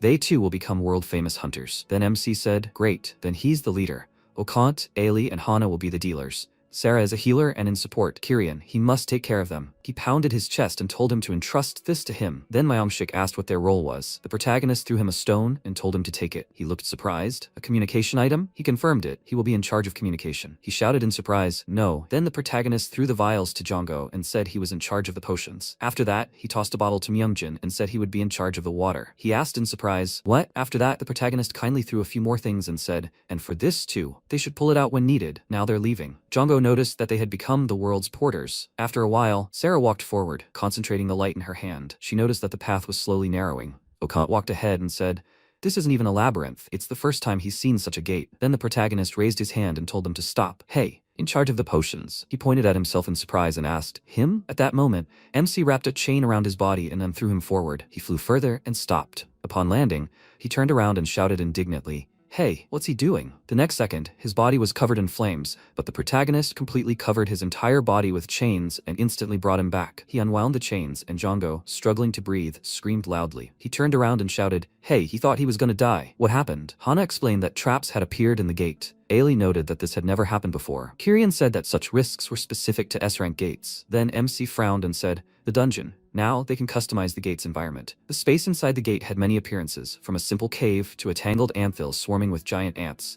But there was one immutable rule. Inside the gate, only monsters pose a real threat. From the day the gates began opening across the land, this rule had not been broken until now. The first trap ever inside the gate. Myungjin asked in surprise, a gate dungeon? Jonggo said, isn't the gate just a waiting room for monsters? The realization that not only monsters, but the space itself could harm and deceive terrified the hunters. The protagonist told everyone to be careful. It was unknown what activates the traps, the floor, the walls, or something else. He walked further and said that they were entering. After some time, Myungjin was hanging over sharp spears. He screamed, begging for help. Jonggo held his hand, leaning towards him, and said that he would save him, but he mustn't move, or he would drag him down too. Okant said, first poisoned arrows, then explosions. Now the floor is collapsing. Ailey said, no monsters around. Maybe this gate only contains traps? MC crouched down by the wall and said that wasn't true. The gate's rank determines its magic stat. It's impossible for S-rank magic to manifest with traps alone. He thought the magic stat reflected the level and number of potential monsters within the gate. They probably didn't go the route of filling the space to the brim with medieval monsters, but instead placed a couple of strong monsters and filled the rest of the space with traps. The next second, hatches opened in the ceiling above them, pouring a huge amount of smoke directly at them. The protagonist turned around and asked, poisoned smoke? Ailey, a strong wind. She agreed, concentrating energy in her hands, and then directed a strong wind forward. She asked, what is it? The smoke turned red? The protagonist said that it wasn't the smoke that changed, but what was hidden behind it that appeared. Kirian. He replied that he understood. His turn, MC told him to build a fortress wall. He mustn't let a speck of dust slip through. He replied that he understood, then held up his shield and cast fortress wall. The creature headed straight for them, but collided with the wall. Kirian noticed that something was unusual. The protagonist turned around and shouted, Hana, fire burst. She concentrated fire energy in her hands and shouted, everyone duck. She sent a fire burst forward. The hunters noticed the bodies of insects on the floor. Kirian told them to wait. It was that. At that moment, glowing eyes appeared from the red smoke, and Bloodnest, an S-rank monster, stepped forward. It opened its mouth and screamed loudly. Myungshik shouted in fear, Bloodnest? And how do they fight this? Myungjin turned and shouted from the opposite side too. The protagonist shouted, Kirian, he must continue to hold the defense. Oh, can't. Follow him. They will deal with what's on the other side. He ran forward and shouted that he understood. MC added, Sarah, she needs to create the cursed fog. Hana, she needs to prepare the fire burst. They responded, it will be done. The next second, the monster was heading straight for them. The protagonist swung his shield and shouted, Hana! She concentrated fire in her hands and with a loud cry sent the attack forward, creating a powerful explosion. When the smoke cleared, a red ball hung in the air. MC shouted, a core appeared. Oh, can't. He concentrated energy and ran forward, holding his spear in front of him. He stabbed it into the core, but it only cracked. He said, damn, this is stronger than he expected. Then the red energy headed towards him. The protagonist grabbed him by the shoulder and threw him back. He skidded to a halt on the floor and shouted, Wansik. Hana also called out to him in alarm. The protagonist turned around and shouted,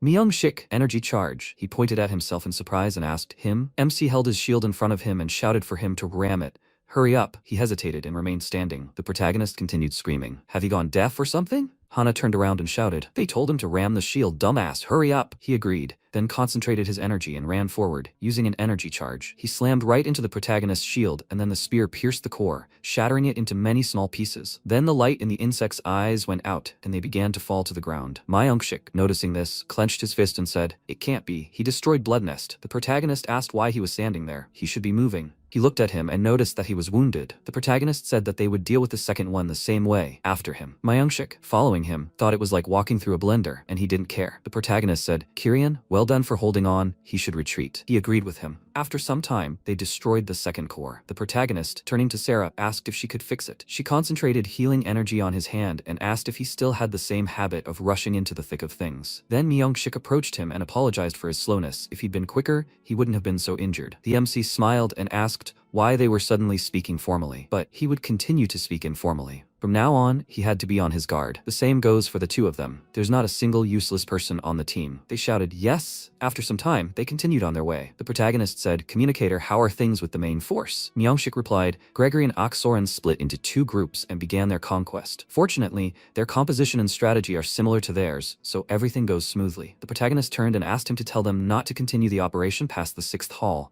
where they had reported last. It was unknown what surprises awaited them next. He replied, yes. After a while, Jin asked in surprise, what? But the commander ordered them to wait until the vanguard reported. Jinchon stood opposite him, arms folded. He said the vanguard was breaking through with 10 men, and there were almost 300 of them. What's the problem? He replied, 20 of them have already died. If they're not careful. Jinchon interrupted him and asked, so what now? He thought the S-rank gate could be captured without casualties. He replied, not at all. Then he said China would complete the operation before anyone else. They would show them the difference in strength. After a while, Hana looked ahead and asked, is this the last hall? Sarah, standing nearby, said, anyone would think this is the boss hall, but there's nothing here? Myung-shik asked if they were going the wrong way. Kirian said, if you think about it, originally there was a crossroads. Perhaps Gregory or Aksoran's path leads to the boss. MC folded his arms thoughtfully and then said, hey, military doctor, search the area, specifically the passage. Jongo looked surprised and then said, yes. He walked forward and, holding his hand out, used area reconnaissance. The ability extended further into the area, and then he said, there are magically masked passages on both sides. The protagonist said thoughtfully, as expected, the passages on both sides lead to the halls where Gregory and Aksoran are. It seems the boss can only be summoned if all 3 routes are cleared. Ailey placed her hands on her waist and asked,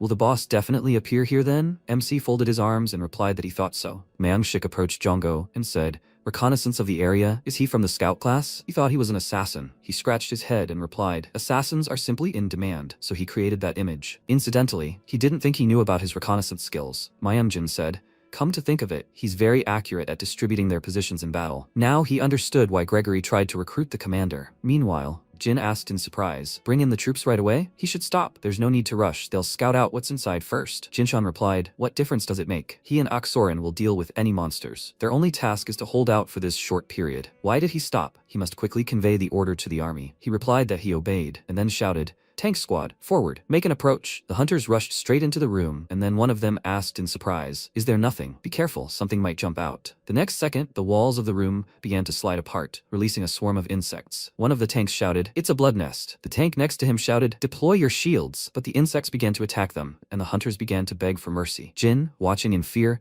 thought they had miscalculated. If this had been a single pass like last time, they could have defended themselves by focusing on one direction, but they were being attacked from all sides. At that moment, Aksoran pointed her finger forward and said, 1, 2, 3, 10 in total. Jinchon slung his weapon over his shoulder and asked, fight the same monsters again? How boring. They'll deal with them quickly. He then easily sliced through the core, and Aksoran used ice magic to destroy the next core. They destroyed one core after another, until at some point the floor of the room was covered in insect corpses. Jinchon sighed and asked, is that all? Aksoran looked ahead and said, it looks like there's one more. A swarm of yellow insects rushed towards them, and a royal blood nest stood before them. Aksoran noticed that it looked different. A superior specimen? Jinchon said, even so, it will still die if the core is broken. After that, the monster headed straight for Aksoran.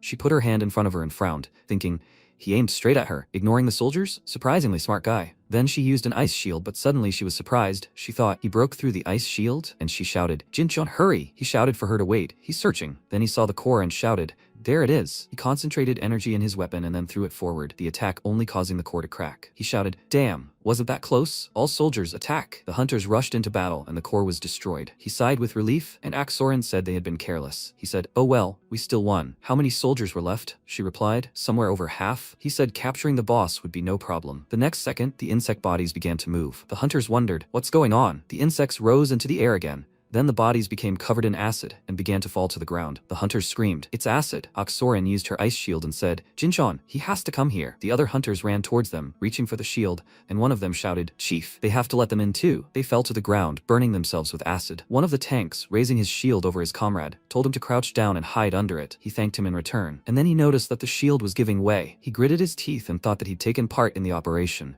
trusting Aksorian and Jinchon, and now he was going to die a miserable death. Then he cracked an eye open in surprise. The acid had stopped falling directly on them. At that moment, the protagonist raised his shield above them, casting a sacred barrier, blocking the acid's reach. He frowned and, looking ahead, said, Aksorian, what the hell is she doing? Didn't Gregory tell her? He was sure he'd warned them not to engage in the operation until the vanguard had finished reconnaissance. Jinchon stepped forward and asked, what's the point? As he saw it, the operation had been a success. MC asked, looking at this picture, does he still dare say such a thing? When half the comrades who trusted them had died, he replied, of course he'll capture an S-rank gate, and there will be corpses. That's obvious, right? The protagonist looked at him seriously, then turned to Aksorin and said, she said she would change the world? Is that the path she chose? She silently folded her arms, and then the protagonist, turning to Myungshik, told him to contact Gregory. He took the crystal and said, yes. A voice came from the crystal. Wansik, how are they doing? He answered as he expected. They engaged in battle and ignored the order. There were about 100 dead. He should send healers here. He said, oh my god, he got it. The protagonist added, oh, and Aksorin and Jinchon are out of the operation. He asked, is he banishing? He confirmed it. These idiots will destroy them. Jinchon shouted, oh, what an idiot. He should know his limits. With that, he charged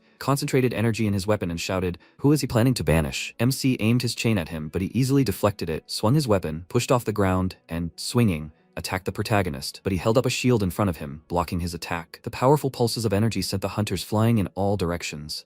Soren watched, arms folded. Jinchon, clinging to his shield, said that he had seen his materials. How could a pathetic C-rank dare to insolently insult an S-rank? Then the protagonist sent another chain. He swung his weapon, reflecting it, and shouted, useless. He thinks these toys will work on him? Then, he turned around in surprise.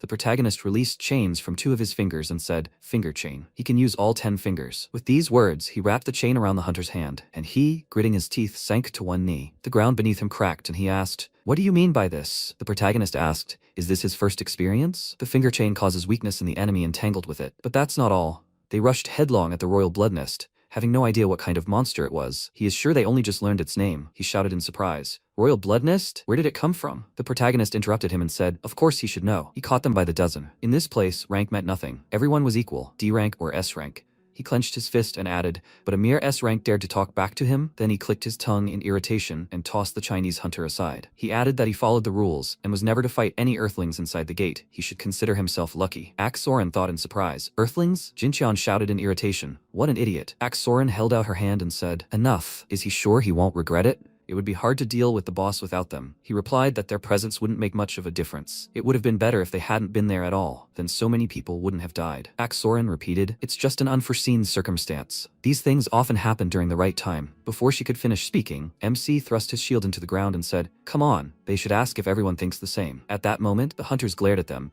and Aksorin looked at everyone present in surprise. Jinchon shouted, idiots, where are they going? He didn't give the order. They must return quickly. Then all the hunters formed up behind the protagonist. He said, Aksorin, whatever world she plans to create, ultimately she's the only one left in it. After a while, Gregory folded his arms and said that he had ordered Aksorin and Jincheon to remain in the first zone, where the gate entrance was. They would have to sit meekly and wait until the operation was over. He could imagine what a shame that was. So only the boss remained? The protagonist looked ahead and said, that's right. As expected, clearing all 3 paths was the right decision. He approached the magical symbol that had formed in the center of the room and told him to order the soldiers to wait in the passage. He would go first. Gregory extended his hand to him and told him to stop. He would go alone? Had he forgotten that this was an S-rank gate? The protagonist turned around and said that's why he was going to check it alone. No matter what happened, he would stall for time, and he, the commander, had to formulate a strategy and move in for the capture. He shouted, hey. After that, the MC stood in the center of the magic circle and asked, who's there? The next second, the ceiling began to collapse, and a huge monster looked down on him. Gregory asked, a golem? Kirian said, a 10-meter golem, it could be worse. Then he shouted,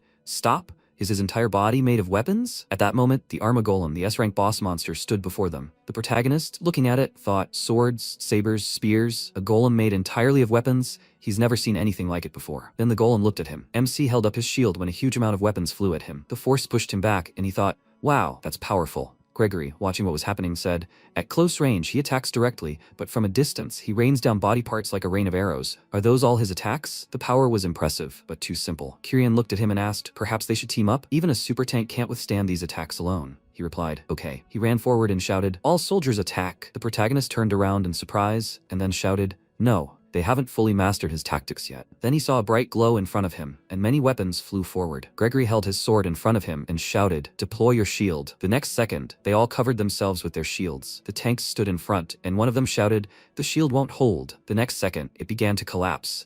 Kirian, standing in front, shouted for everyone to hide behind him. He used the construction of a fortress wall. The next second, a weapon wounded his leg and then his arm. He clenched his teeth and screamed, "It can't be!" He broke through the fortress wall. The next weapon pierced his shield. The protagonist blocked the sword flying at him and used a sacred barrier. He turned around and shouted that he couldn't hold out for long. "Everyone retreat to the passage, now." The tanks ran in the opposite direction, shouting that they were retreating. Kirian shouted that he was ordering a retreat. Gregory put his hand on Kirian's shoulder, and he apologized and said that he had been too hasty. He replied that it wasn't so. It was he who gave the order. He is responsible for this. He shouldn't say that. "By the way, did he see?" He asked. "What?" He answered, "Well, the sword." He said it as if there were a couple of them. In his opinion, there are tens of thousands of swords there. Gregory said that he clearly saw that when he fired the weapon in all directions, a blade remained in the center, like a core. After some time, Sarah, having directed healing energy to Kirian's leg, told them, "They, the tanks, think that they have what instead of a body?" He told her to listen and calm down. "A scratch is nothing." She told him to shut up, unless he wants to hobble around all his life. Then he looked at Gregory and asked, "By the way, if he was right, then can this sword in the middle of the golem be destroyed?" He answered, "Most likely." All the golems they had encountered had a core in the center. He was probably the same. Then he added thoughtfully,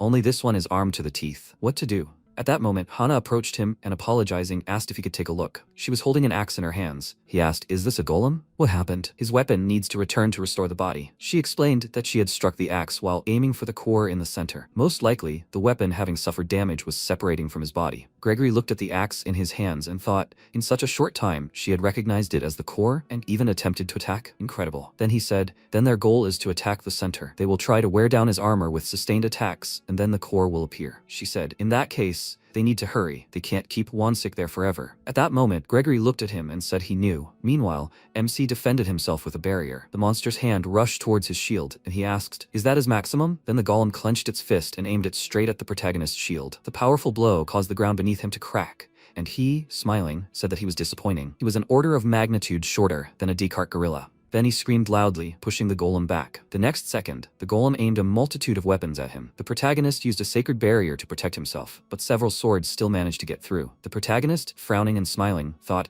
after all, a couple of blades had managed to penetrate the sacred barrier. A boss? Really? The next second, a fiery attack aimed straight at the golem. The protagonist looked to the side and shouted, "Gregory!" At that moment, he thrust his sword forward and shouted, "Attack!" They mustn't stop until the core appears. The protagonist, perplexed, looked at the weapon lying on the ground. He thought, the weapon that flew off the golem can't return to the body. Gregory, he's found a tactic. At that moment, the hunters continued to attack the monster. The archer shouted, "He's coming here!" Then MC wrapped a chain around the golem's head and told it not to even look at them. He really doesn't like sharing, so be it. He'll hold out until the end, until they scalp him. The mages continued their magical attacks. MC protected himself with a barrier. Weapons flew in all directions. Hana shouted, "Gregory, he must look there. Magic power is returning to the weapons that flew off." He thought, this is bad. They haven't reached the core yet. The main thing is, Wansik. He himself won't admit it, but he's already at his limit. We need to find another way quickly. Then he asked, "Kirian, how many tanks can still move?" He replied, "Somewhere around 40. Gregory walked forward and told him to prepare 20 men. Have them spread out as much as possible to trigger the attack that opened the core again. Sarah approached him and asked what he had in mind. He replied,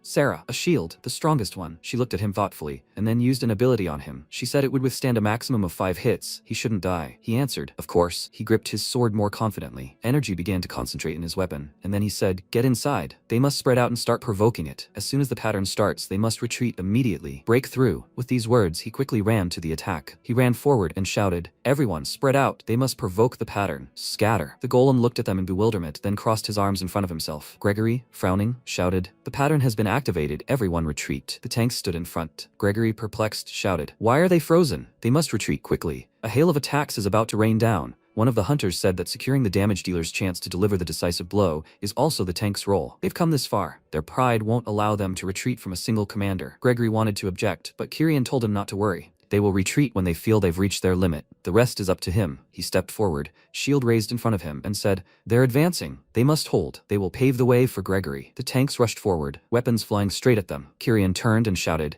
"Anyone who gets injured or whose shield breaks must retreat immediately, along with anyone who can cast protection. Any delay will cost lives." One of the tanks, sitting on the ground, said, "They're going no further. They must retreat." Gregory focused his gaze. He thought he could see his damn core. Kirian shouted, "Gregory, they're out of here." He continued running forward and shouted, "That's enough." Powerful energy flew right behind him. He remembered Sarah's words and thought, 3, 4, 5. Weapons continued flying at him, but at that moment the protagonist stepped in front of him. He deflected a spear flying at them with his shield. he shouted. Forward. Several swords cut Gregory's arms, but he purposefully pushed forward. Swinging his sword, he attacked the core. Meanwhile, the presenter, standing near the gate, said that it had been a long time since the capture team formed by the Eurasian Alliance entered the gate. The disappearance of the entrance, the most powerful mana surge in history, and so on. Many alarming signs had already occurred. Then she looked to the side in surprise and said, "Oh, right now. The entrance to the gate has reappeared. Agents are running to assess the situation." One of the agents, placing a laptop near the gate, turned around and shouted, "The gate is cleared." The others cheered. Then the presenter announced that the hunters who participated in the clearing were returning to general jubilation. The very first to appear were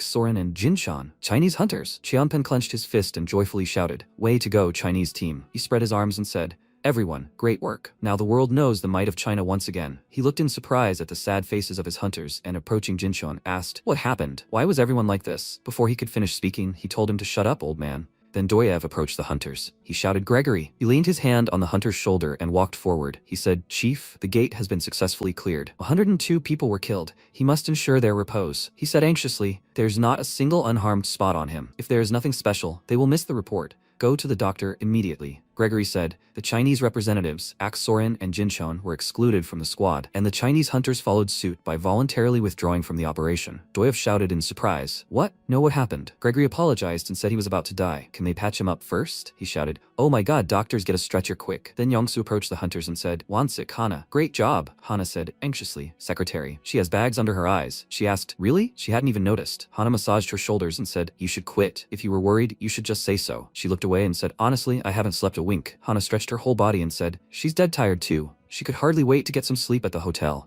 The protagonist said she needed more training, since she was tired of such nonsense. She asked if he could hold off on the lectures until he returned to Korea. 2 days later, there was a party in honor of the successful operation. The musicians played live music, the banquet was in full swing, and one of the hunters approached Myung-shik and said, "Thanks to the Korean hunters, they were able to return alive." He sincerely thanked them. He laughed and replied, "He'll say the same." He personally witnessed the contribution the Spanish hunters made. He wondered if this was a dream or reality. Korea always took a backseat to expeditions, and all this attention was only because he was on Team Wansik. Then Kirian put his hands on the guy's shoulders and shouted, "Oh, my Korean friends, they're real stars. Would they have a drink with him?" They said they'd be honored. Then they clinked glasses and, laughing, shouted, "Bottoms up." Myung-shik thought, now they're playing for high stakes too. Then the hunters noticed, they have to look over there. It was that super tank, and Hana, standing next to him, had also made a big contribution. Myung-shik approached them, and he thought in fear, "Oh shit, what were they going to talk about in front of such a crowd?" MC approached him and said they needed to discuss something. They were flying back in the luggage compartment. Hana added, "Then they'll forget everything that happened on the plane, okay?" The guys nodded vigorously. Then the protagonist extended his fist toward him, and he responded by bumping it with his fist. Gregory approached the protagonist and asked, "Is he ready?" It was time to move on. Even he would get a scolding if they were late. The protagonist said, "Yeah, that's not so bad. They have to go. They'll meet the president." After a while, Dmitry, the president of Russia, extended his hand and said, "Welcome." Was he the famous super tank? MC shook his hand and introduced himself. The president replied that he was pleased to meet him. He'd heard that he distinguished himself during the operation by taking the hit. If it weren't for him, the gates of hell would have opened in Russia. On behalf of all the citizens of Russia, he expressed his gratitude. He should let me know if there were any special requests. The protagonist asked if he could temporarily withdraw the guards. The president looked at the guard, who nodded and then said he was listening. The protagonist said he must investigate how this S-rank gate appeared. Dmitry said it sounded like it wasn't a coincidence that it appeared in Moscow. What exactly should they investigate? He replied that they must thoroughly study the video footage and images of the surrounding areas where the past and current S-rank gates had appeared. Someone could be connected to this discovery. Dmitry remarked that this was a shocking statement. Perhaps there was more to say? He replied, "That's all for now." Then the president thoughtfully said that if it were anyone else, he would consider it nonsense. Gregory said he could trust his words. He replied, "Fine. If it's true, he will conduct a comprehensive investigation for Russia." MC said that if he finds out anything, that's what he wants. He asked, "Is that all?" He confirmed it. After that, Dmitry reached into his inside jacket pocket and said that he couldn't let him go empty-handed. He handed him a piece of paper and said, "Here's an IOU." The protagonist took it in his hand and thought, thinking he'd give him something like an S-rank item. He said, 1 ruble. Dmitry said it was proof he owed him a favor, and he always repaid his debts. Then he rose from his seat and, placing it in a box on the table, said, "Well, he apologizes. He wants to have fun at the party." MC glanced at the box, which contained the Golden King's ring. Options: Noble Seal, Block, Recognition, Aura, Memory Reading. The protagonist took it in his hand and said, handing over the ruble promissory note personally and leaving the S-rank ring as a tip. Gregory remarked that this was just like him. It meant the symbol of his debt was more valuable than the S-rank item. He said, cool, maybe he could use the promissory note somehow? Gregory laughed and added that he wanted to see who the super tank owed him. After some time, Sheremetyevo International Airport. Doyev, standing in front of Yongsu, said it was a shame they were leaving already. The party was in full swing. She replied that the situation in Korea also left much to be desired. They shook hands, and he added, well, good luck with your flight then. They will never forget the help they provided to Russia. She told him to say hello to the bureau director. After a while, everyone took their seats on the plane. Myung-shik and the protagonist exchanged glances, and the guild hunters took their places in the luggage compartment. Jonggo said it was lucky the plane was private. Myungjin asked him to imagine what would happen if they filled every empty seat. Myung-shik folded his arms and smiled, saying, well, he should think about it. They were the stars of the party. They must have exceeded their expedition plan if all the world's guilds were vying with each other to offer cooperation. One of them asked, by the way, what to write in the report about Wonsik.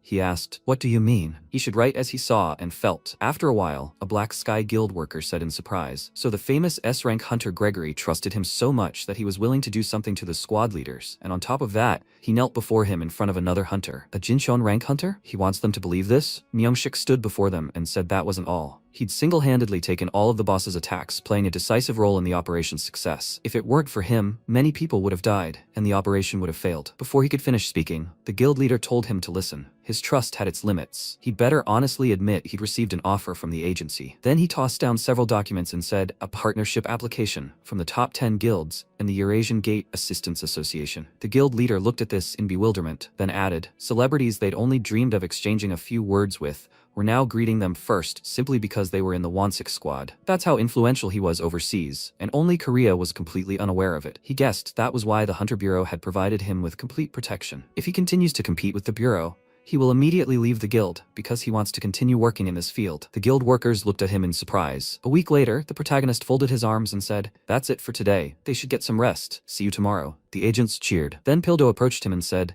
Deputy Commander, the director is calling. He'll accompany you. After a while, they were walking down the corridor, and MC said, really, if he invited him for tea again, he'll just leave. Last time they kept him for 3 whole hours under the pretext of a cup of tea. He laughed and replied, the director must be very lonely. After a while, Ilseop placed a stack of documents on the table. The protagonist asked, what is this? He folded his arms and replied, what do you mean? An announcement of the guild's surrender. They received official letters from 6 guild leaders, a promise to cover unpaid taxes, and a petition for their settlement. Pildo, taking the documents in hand, asked, a petition for tax settlement? He replied, the proposal is to make it 10% instead of 5%. It also says here that the Bureau should manage the gate budget. MC said, in short, they're begging for salvation. He replied, civil war always leaves a bitter aftertaste. In short, they need to be saved. What else can they do if they're asking for them? Korea will only suffer losses. Yongsu said, to start, they'll distribute them among the C and D rank gates. This will be enough to barely make ends meet, but they'll see their behavior and then decide whether they can be trusted with gates of a higher rank. The protagonist asked, so, is this the end of the war with the guilds? The director replied, exactly. Thanks to them, everything was resolved safely. Only the guilds will calm down, and most importantly, they've grown significantly. So, they'll throw a party to celebrate today's victory. Before he could finish speaking, those present began making excuses. He had to go. He had a family dinner. He was going home. The director grabbed the protagonist by the leg and shouted, no, they have to wait. Why are they being so boring? It's the weekend. He won't see anyone for 2 whole days. The protagonist turned around and shouted indignantly, let him go to the mountains with the group. After some time, the protagonist came into the house and, putting his hand on the closet, said, they've delayed him for 5 whole hours. You should ask them to arrange a blind date for the director. Is Minjae still in the basement? Then he went down to the basement and called him. He happily said, brother, he's back. He's late today. The protagonist said, don't even mention it. The director couldn't be shut up. Minjae looked away and said that he had just heated up water for ramen. Eat together? He replied. Okay. Then they made instant noodles. The protagonist picked up his chopsticks and Minjae said, brother, he has a request. He asked, what is it? If he needs a book, he shouldn't be shy. He replied that that wasn't what he was talking about. Can he learn magic on the Azalan continent? MC stood up and said, no. He called him again. Brother, he had to listen first. He had everything planned out. He would get a room in the magical city of Magit. The protagonist turned around and said, screw the plans. Had he forgotten how much pain they had caused him? He had barely escaped, risking his life. He wouldn't send him there again. He replied, Azalan is stealing the knowledge of their world. The protagonist asked, surprised, what does that mean? He replied that gate research had recently begun to develop rapidly, but judging by the books he had obtained, it wasn't just gate research that had developed, but the entire magical field as a whole. Alchemy, based on the chemistry and mathematics of their world, has made a particularly significant leap. Based on this, one can say that gate research will develop even more rapidly from now on. Vardosh, the Battle Kazan, the Death King, the Archlich, the Bloodlord. Can he imagine what would happen if these guys fell into their hands? He doesn't even need a dragon. He must let him fight too. While he fights with strength, he needs those who fight with their heads. MC said that doesn't mean it has to be him. He said, brother. He pointed to his head and added, who could do it better than him? A month later, the agents were fighting the monster again. The enormous creature fell to the ground, and the hunter shouted, the gate is cleared. The protagonist folded his arms and said, attention. This concludes the promised 6 months of training. Now they can clear A-rank gates on their own, without his presence. He was grateful that each of them had followed him to the end without hesitation. He took off his helmet and added, everyone did a good job. Then the agents ran up to him and started hitting him, shouting, finally, he saw that look on his face, you bastard. They were grateful, you idiot. He'd hit him. Thank you. The protagonist laughed loudly and then told them to stop. After a while, the protagonist handed the notes to Ilsiop and said that they contained all the pros and cons of each agent. He had forgotten to give them to Director Zhang. The director put the notepad in his inside pocket and asked if he would now focus on the Azalan continent. The protagonist confirmed this. He wouldn't be able to see them for a while. The director extended his hand and said that they would assume he was taking a long vacation. He could think that, right? The protagonist shook his hand and told him not to worry. He hadn't said he was leaving the bureau. Then he headed for the door, waving his hand and telling him not to burden the secretary too much. Sometime later, in the basement near the gate, the protagonist said he was now a rich merchant, having inherited money from his father. Minjae asked, what about him? He replied, a hired guard. He said that sounded convincing. MC looked at him and said, there's a lab behind this passage, did he know? He confirmed it and said he was fine. They're coming, brother. They entered the gate, and Minjae cringed in horror at the memory. The protagonist, placing a hand on his shoulder, asked, is everything okay? His hands trembled, and he said, after all, they got out of here together, so they can get out of anywhere. After some time, they walked through a snowy area, and the protagonist said that it would be easier to reach the boundary curtain, but he might arouse the soldiers' suspicions. He said, the boy came down from the Descartes Mountains. Even he would have sensed something was wrong. He said they'd rent a cart from the nearest village and get to a town with a gate, which was just a stone's throw away. Minjae lowered his head and said he felt strange. MC looked at him, and he said, no, it's just the same gate, but it has a completely different meaning than on Earth. After some time, the moon rose in the sky. The protagonist, driving the carriage, said that it was still an hour's drive. The fortress gates wouldn't open for them at night anyway, so they'd make a stop. The boy agreed. Minjae lay down to get ready for bed, and said that it had been a while since they'd slept together. MC held out his hand and gestured for him to be quiet. He looked out of the cart and then held out his shield in front of them, defending himself from the bandit's sword. The attacker from outside asked, did you fend it off? The next second, a golden chain wrapped around his neck and decapitated him. Several more bandits rushed toward the carriage, trying to attack, but the protagonist released 3 of his chains, attacking the attackers. At that moment, the gang leader took a sip of his drink and sighed, asking, are they finished yet? No wonder, only 1 guard. Lucky with the catch today. He turned to the contents of the cart and added, they'll give you at least 100 gold pieces for this. The day isn't over yet, and he's even got a bonus. He could party for a couple of months. Then he smiled, looked ahead, and waved his hand, asking, well, did they find anything? The next second, the MC attacked him, hitting him squarely in the arm. He screamed in pain and fell to the ground, shouting, what the hell is this? The protagonist, still holding the chain, asked, the rest of the companions? The man, with tears in his eyes, cried out a word of forgiveness. He only asks that they don't kill him. The protagonist repeated, asking where the rest of the companions were. He screamed in pain, and then said he was alone here. The MC asked, who are they? He answered, hunters. He asked, just a gang of bandits without a patron. He squeezed the chain around the man's neck and shouted again that they should spare him. Then the protagonist said that he would have to get used to such situations. Could he? Minjae agreed and said, kill or be killed. Such is this world. Then MC used fear recognition. He noticed the robber's cart, then threw off his cloak and saw a devoured tiger inside the cage. The boy asked, a tiger? The protagonist replied that it was not. The next second, the animal turned into a girl, and he said it was a beastman. She must have fallen into the hands of robbers, and they were going to sell her. The boy called out to him, brother, doesn't she remind him of their past selves? He looked away, then reached for the bars and easily tore it out. He said that she was now free. She must decide for herself whether to leave the cage or not. Minjae ran to the side and told him to wait. He brought her food and drink and, holding them out, said, here, she should eat and gain strength. She must be careful and mustn't let herself be captured again. After that, they headed into the forest, and she, peeking out of the cage, watched them go. Then she jumped out of the cart and,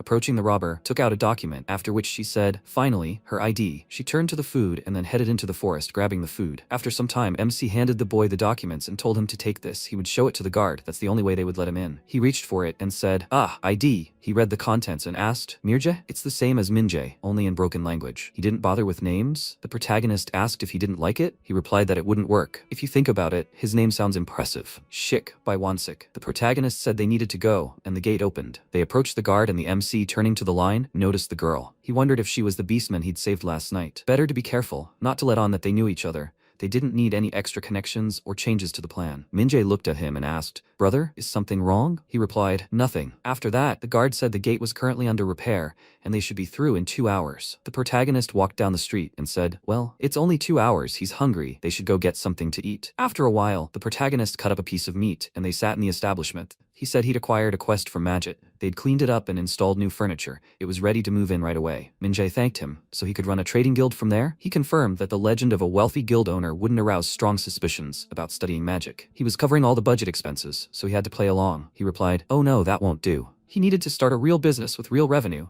That would be more believable. At that moment, the girl approached the worker, and he shouted, "How many times do I have to tell you? She's not needed here." She said, "She worked at the inn for 3 years. She can do anything." He, wiping the cup, added, "He already said they have enough workers. She should look for another place." Minjae said, "That girl." At that moment, the grandmother sitting nearby said, "Oh, child, she feels sorry for her. If she's looking for work, doesn't she want to work for her? She won't pay much, but she'll provide a place to stay. She'll just have to do simple chores." "Does she agree?" She looked at her happily and replied, "I agree. She just has to give the order. She'll do everything in her power. Thank you." Minjae, looking at this, said, a weight off his shoulders, she was able to get a job. At that moment, a man sitting nearby said, "That old hag has already gotten to the little girls." The boy looked at him in surprise, then placed a gold coin in front of him, and smiling said, "He apologizes for disturbing, but he cannot help but ask what he meant." The man took the coin in his hand and said, "Ah, he's talking about that old woman. She's a famous pimp in the underground. She lures in lonely, innocent girls who come from the gates or the outskirts of the village, promises them work there, and then sends them to the red light district." He said that couldn't be. The man rose from the table and added, "He's warning you right now. He shouldn't think he has to save the girl out of some lousy sense of justice. That would turn all the local criminals against him." He walked to the exit and added that going to the guards was pointless too. They were all paid off, so he'd better not be stupid. Minjae turned to the protagonist and said,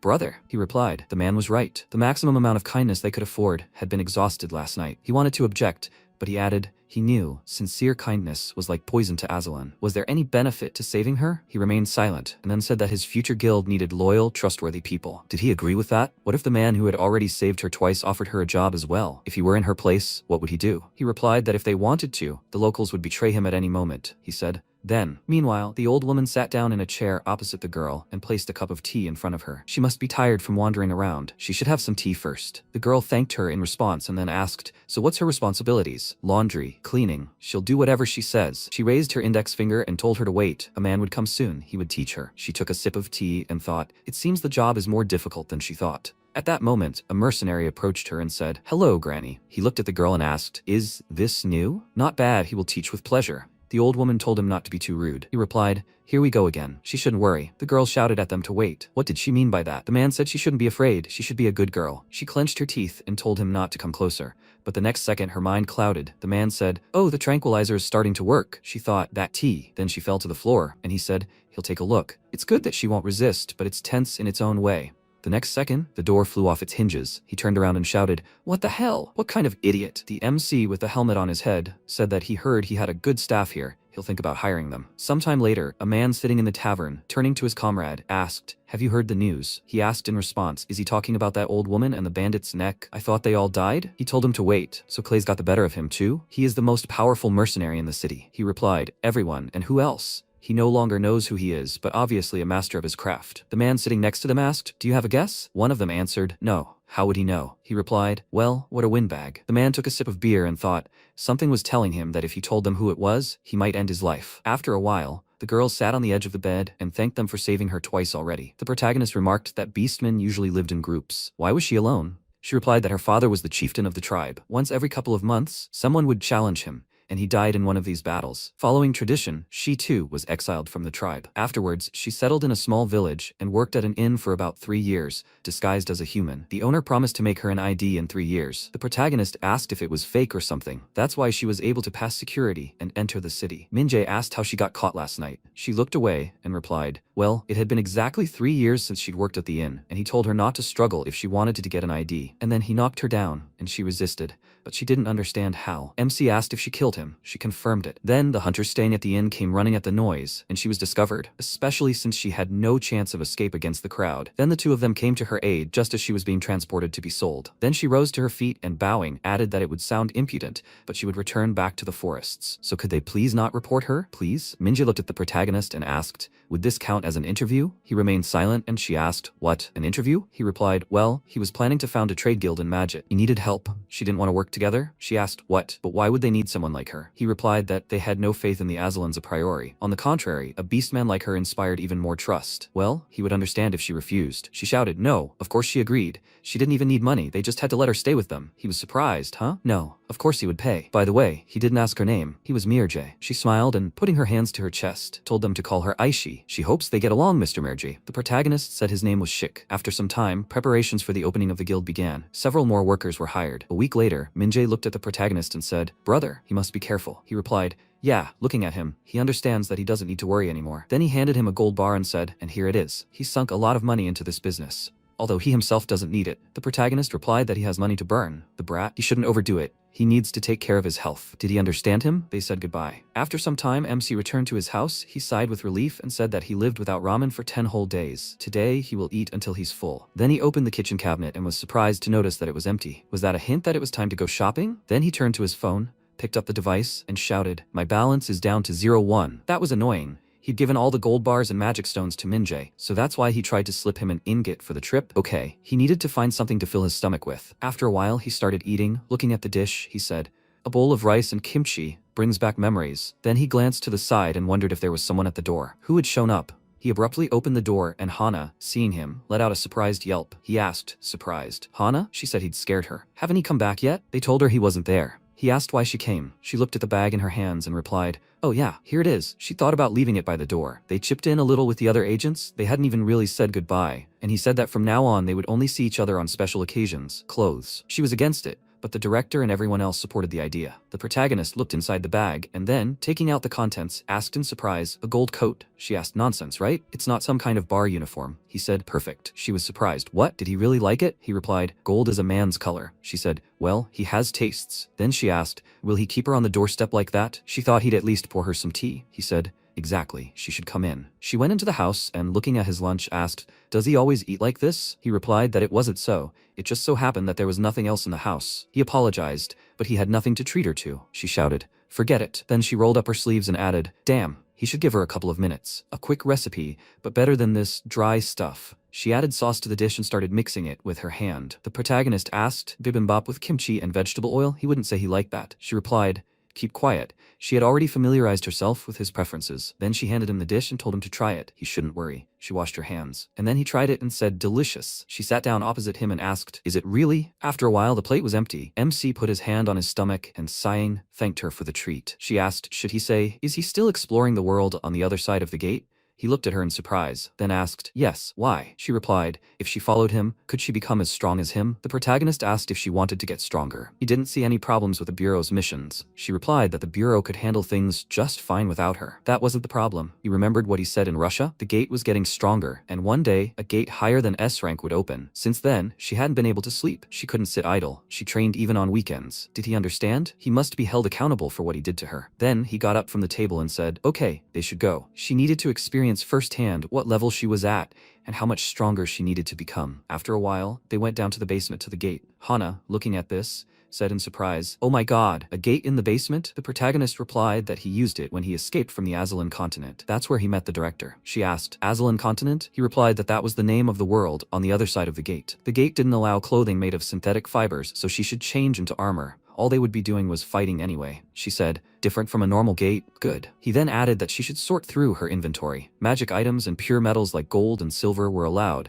but she should put everything else away. She began clearing out her inventory and shouted for him to wait for her. Then they stood near the gate and he asked if she was ready. She confirmed it was. He said that they should go then. After a while, they walked inside. Hana looked around and asked where they were. He replied that it used to be the Chimera Mage's laboratory, but it was now abandoned. She asked, chimeras? He replied that chimeras were creatures whose bodies had been forcibly transformed. He kept him here as spare parts. She said, she doesn't even know what to say. He replied that she shouldn't worry about it. It was all in the past. He was just warning her, in case they were here often. After a while, they emerged into the forest and she, looking around, said, this forest? The pressure is serious. He replied, an open area is different from a gate with a limited space. She needs to concentrate and stay alert. The next second, several spikes flew at them, and Hana, looking at the monster in front of them, shouted, "A giant manticore." MC asked if she had dealt with them often in B-rank gates, so she didn't need his help, did she? She replied, "That's true." Then she dodged the monster's attack and concentrated fire energy in her hand, then directed it straight at the manticore. The monster fell to the ground. She wiped the sweat from her forehead and thought, "Not so bad." The protagonist shouted, "They're coming. She needs to get ready." Several monsters rushed out of the forest toward them. She attacked them all using fire and thought, "Wow, there's no end to them." After a while, the protagonist stomped his foot and used a hatred pulse,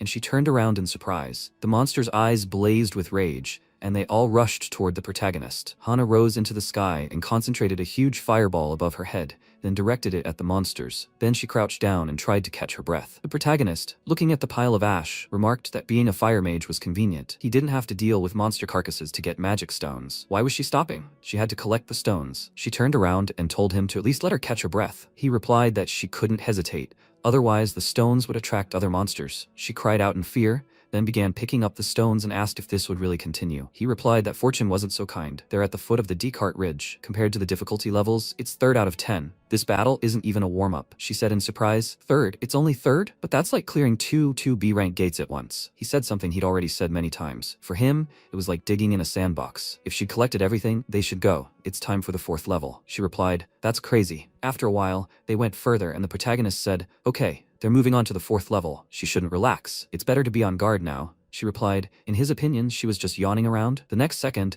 she turned around abruptly. The monster was aiming straight at them, but MC stood in front of her, blocking the monster's attack. She said in surprise, "He should stop. Was that just a shadow puma? That's an A-rank monster. If the 4th level is A rank, then what about the others?" The protagonist, releasing the chain from his finger, said, "Hana from above." She looked up in surprise, seeing an insect wrapped in a golden chain above her. He asked, "Have you ever encountered something like this before?" This guy is called the ruby beetle. Just the slightest touch of his powerful venom would cause more than just pain. Several more insects and other monsters were heading straight for them. Hana looked at this and said it was crazy. He asked, "What's going on? They should get going. Ramen won't pay for itself." After a while, the monsters were defeated. Hana collapsed to the ground from exhaustion. The protagonist said, "Great job." He would extract the magic stones himself. She should rest for now. She asked, "So this was the 4th level?" He confirmed it. Behind this mountain, there would be a dark forest. That's where the 5th level would begin. On the 3rd level, they encountered B-rank monsters. On the 4th, A-rank. By that logic, the 5th level would have the hardest to catch A-rank monsters mixed in with S-rank ones. She said, "S-rank." No. Then she crouched down and asked how far he'd gone. He'd butchered the monster and replied that he'd only reached the 6th stage, barely surviving. She asked then if the S-rank gates they were familiar with were something between levels 5 and 6. He took out a crystal and confirmed it. To use an analogy,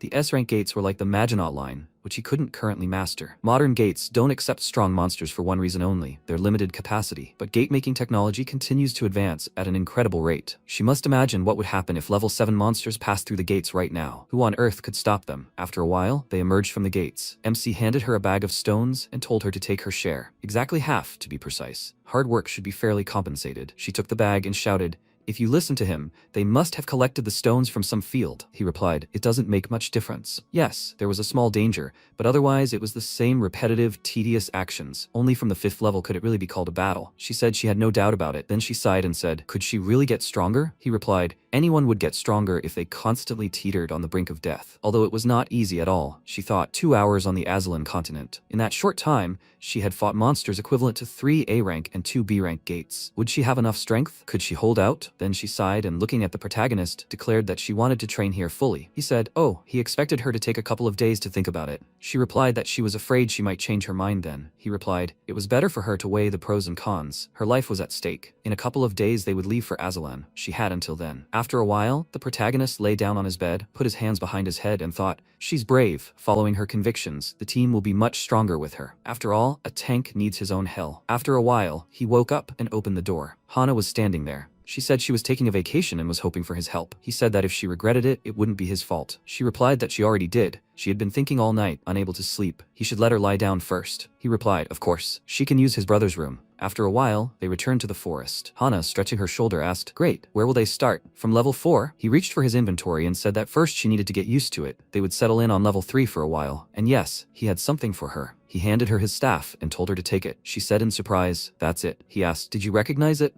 This staff was in the possession of the leader of the Dark Priests, She said that was when they first met. He replied that he had saved it to give to her when she was ready. She was surprised. Ready? He replied. Ready to share his journey. She looked at him in surprise, then looked away and said, "Be careful with your words. She might misunderstand him." He was surprised. "What?" she replied. "Nothing." Then she raised the staff above her and said, "But the staff really is excellent." Now she understands why everyone is so obsessed with equipment. The protagonist walked forward and said that they should try everything that will help them become stronger. Besides, it is dangerous here after all. After some time, they continued their battle with monsters, mining stones. 2 weeks later, during another battle, the protagonist used a barrier, protecting Hana from a monster attack. She concentrated energy in her staff and then directed it at the monster. She shouted, "To the left!" The protagonist cut off the monster's paw and then shouted, "Really?" Hana incinerated the attacking creature. After a while, the MC asked, "Next location?" She said she'd only just gotten used to level 4, and it was already level 5. He replied that they were going the wrong way. There was something very useful here. He thought she'd like it too. They approached the edge of a cliff, from where a settlement was clearly visible. She said, "That's it." He added, "A village of giant monks." She said giant monks live in groups, forming large settlements. She couldn't even imagine. Some of them even wear armor and use iron weapons. Up until that point, the most she'd fought were guys with clubs. The protagonist told her to look at the altar in the center. A blue flame burned in the center. She said in surprise, "Wansik, this." He replied, "The flame of the cold soul, the divine fire of Aslan. In their world, this item is beyond the established ranks." She said, "The flame of a cold soul, if she can obtain it." The protagonist said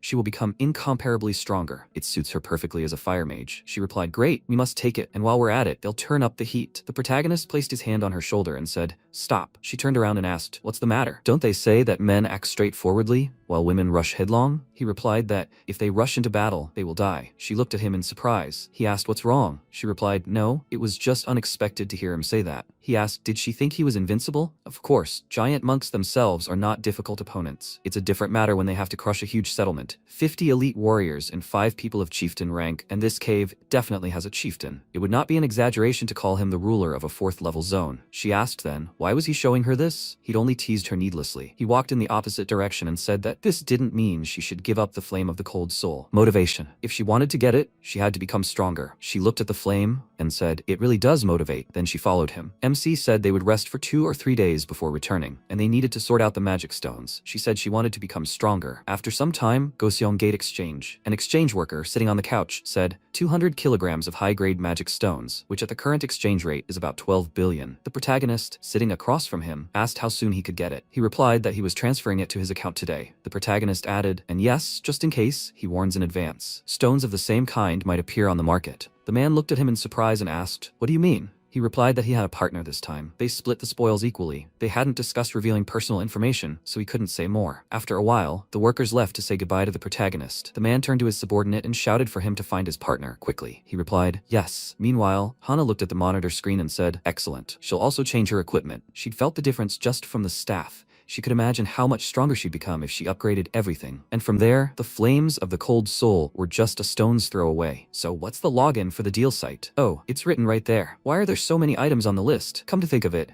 she'd been warned to beware of counterfeits. After a while, she left the room, scratched her head, sighed and said she couldn't. She'd better ask Wansik to put together a set for her later. She should have accepted last time he offered. At that moment, Youngyim asked, Hana? She greeted her. Hana looked at her in surprise, then said, but she's the chairman of Youngyim? She asked, do you have a minute to talk? Youngyim had been in her office, answering a phone call shortly before. She asked, Wansik shared the stones with someone? 200 kilograms each. The exchange employee said he'd investigated and found that Hana had requested an extended leave around the same time as Wansik. They hadn't been seen for a month, and then they reappeared on the same day. There was a high probability that she had been mining the magical stones with Wansik. She said she understood and would look into it. Sometime later, they were sitting in the back seat of the car. Hana laughed slightly and said that Wansik uses the Goseong exchange. Youngyim said yes, they have a monopoly on transactions, and Mr. Wansik is extremely satisfied with their service. She hopes that she will accept their offer. Hana thought about it for a moment. Yes, it was somehow uneasy to use the Black Sky Guild exchange. Then she shook her hand and said, okay, she agrees. In return, she thanked her and promised the best service as a VIP client. She could always contact her if she needed additional services. After a while, the exchange employees showed her a tablet screen and said, here's a list of items that match her characteristics. They selected 5 items in each category. She should choose the ones she liked. They will prepare it within 2 days. She took the tablet in her hand and said, then this and this. He said, okay. He will contact her when everything is delivered. She thought, it's better to trust the professionals. 3 days later, the 4th level area. Hana said in surprise, wow, a giant worm. In one hit, she turned to the protagonist and said,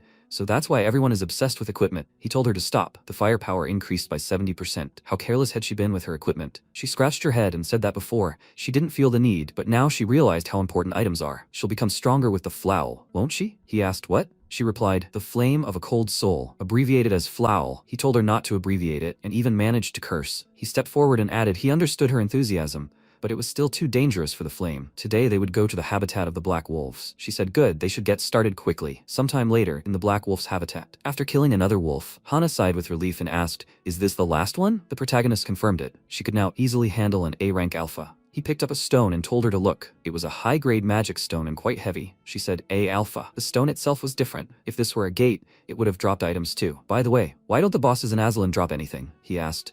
Have you become obsessed with items after experiencing the joys of equipment? To maintain the gate, it required a constant supply of more magic than usual. A kind of battery. Treasures containing magic, commonly referred to as items, serve this purpose. Until the gate is fully opened, the monsters within compete for the treasure, but the strongest one gets the most. She replied that she understood, which is why the gate boss drops so many items. He said they'd stop chatting and start getting the stones. She said when she'd finished. A month later, an exchange employee, presenting a report, said the exchange's share of the total received had increased by 1% this quarter. At this rate, they could reach their goal of 3% of the total share of the global exchange's total received in the fourth quarter. They could even aim for 5% if they continued to receive high-quality stones. Young said, I understand. High-quality stones were a great, attention-grabbing commodity. How many high-quality stones did they have in stock? The employee replied, about 100 kilograms. She thought, not enough. Once they reached 10% of the exchange's share, they could compete in the market without relying on high-quality stones. The problem was that achieving that required an inordinate number of stones. Even though they had secured 2 suppliers, it wasn't enough. Then the exchange director called her. She answered the phone and said, Director, they're in a meeting. He said, Chairman, they received 50 kilograms of high-grade stones. She replied, last month it was 400 kilograms, a significant drop. He shouted, not low, but high-grade. 7th-rank stones. Her eyes widened in surprise. She thought, high-grade stones, of which they only get 7 kilograms a year at most. She said, 50 kilograms of high-grade stones. Did she hear correctly? He replied, that's right. Wansik and Hana came together. 50 kilograms of high-grade stones and 2 tons of high-grade stones. He asked, Chairman, he's urgently requesting a budget increase. She told them to replenish it, and next time she was present in person, he should warn them in advance. He replied, okay. She hung up and thought, to get that many stones, they'd have to clear 150 A-rank and higher gates every day for a month. How is that even possible? There are 2 of them. First of all, where did they find so many gates? Then the worker turned to her and asked, he apologizes. Maybe he could find out what happened. She said they would continue the meeting. 10% of the total share no longer sounded like a fairy tale. At that moment, MC was fighting a monster, tying it with a chain. He swung and threw the creature to the side, and then began to deal with the insects. He attacked them, and Hana said, it will get dark soon. Maybe they should return to the lab? He said that it was dangerous to fight at night. Wansik replied, they will clear out 1 more swarm and go. She looked at him in surprise and thought, what's going on? It feels like Wansik is more focused on the battle today than usual. MC attacked the creatures and thought, more, just a little more. He turned slightly and said, he's here. Hana screamed, no way. Is this a rank increase? Wansik smirked and said to call him B-rank hunter from now on. After a while, Hana fell onto the bed and said, God, how tired she was. She remembered MC's words, rank up. Hana asked, wait, isn't this the first time? Wansik replied, yes, this is his 3rd promotion. Hana muttered, but rank-ups are extremely rare, and he's done it 3 times. Wansik replied that the reason for this is most likely the overwhelming difference in the quality and quantity of monsters compared to the Earth. Over time, he began to sense when a rank-up was approaching. He apologized for making her fight more than usual. Hana lay on the bed and thought, on the other hand, it's not surprising with so many monsters caught. Just today, 100 A-rank gates were cleared. Can she do it too? She rolled over and said, of course she's happy for him, but she's still jealous. It's better to go to sleep already. At that moment, MC was sitting on the couch, thoughtfully looking at the system window, which said Bay Wansik, a rank B Iron Castle. His passive skill was Iron Skin level 5, which increased defense, and Unwavering Spirit level 5, increasing recovery. His active skill was Provoke level 3, Provoke Special Monsters, Iron Shield level 3, Iron Shield and Iron Defense level 3, and increased instant defense. MC said the passives had been greatly improved. The active skills were useless, although there was one new one. The system window reported Suppression level 3, which reduces the enemy's abilities. The effect increases depending on the enemy's state. He said, not bad, it's easier to use than the powerlessness effect from Finger Chain. A while later, Wansik and Hana were standing in the forest. He said that starting today, they would begin clearing the village of giant monks. Hana said, finally, what's the plan? Wansik replied, it's simple. They need to eliminate 10 heads a day, so they will gradually reduce their numbers, and when they realize that this is enough, they will attack head-on. Hana replied, she understood. After some time, they approached the monster's lair and saw them. Hana attacked the creature and it screamed loudly. MC tied up the monster's body, and Hana attacked again. Wansik jumped down and said that the rest will come running here soon. They need to lure them into the forest and destroy them one by one. Hana replied, good. The monsters ran up to their relatives and saw their corpses. They saw a bright glow at the very end of the forest and frowned in irritation, rushing towards it. After a while, MC said they will redeploy, catch the rest, and retreat. On the third day of the operation, Hana said that hundreds of trees were felled during yesterday's battle,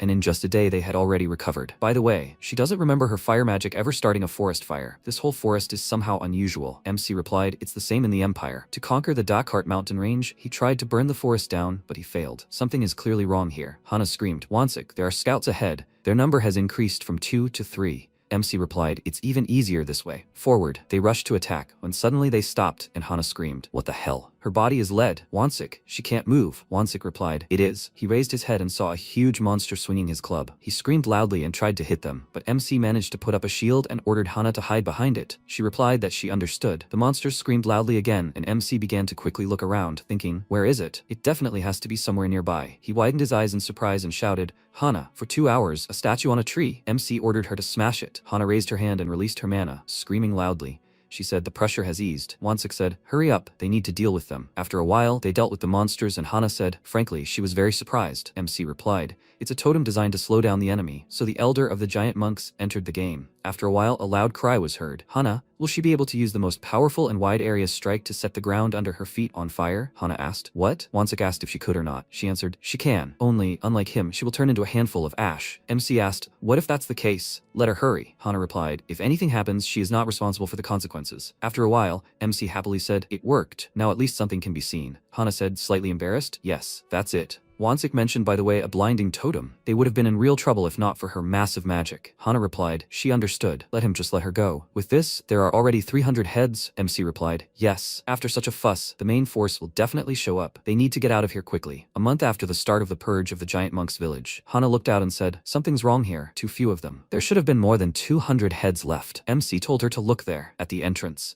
Wolves were lying in front of the structures, and other monsters were carrying their bodies on their shoulders. Wansik said that in their absence, they had a fight with a pack of blood wolves. Although the monks won, they suffered huge losses. Hana screamed, Wansik, in that cave. At that moment, the monk was carrying the body of a wolf in one hand. He threw it on the table and activated his staff. Bright streams of mana began to emerge from the cave, and Hana screamed, he's sacrificing the leader of the blood wolf pack. Could it really be him? MC answered, yes, he's an elder. After a while, in the hut, Hana asked if the balance of power had been upset. Wansik answered, yes. Until now, the giant monk faction had dominated the 4th level, but over the course of a month, they had significantly reduced their population, which the other monsters also found out about. Deciding that it was worth a try, they would change their strategy. The monsters continued to attack them without their intervention. Hana asked, he's suggesting building happiness on the ruins? MC answered, yes. There's no need to get involved in the chaos. They'll observe for a couple of days. After a while, Hana screamed, oh my god, this is a real battlefield. The monsters were fighting with the animals, and Hana said they wouldn't even be able to get close like this. The monster screamed loudly and attacked the creature. A real mortal battle was taking place on the field. Suddenly, an elder appeared,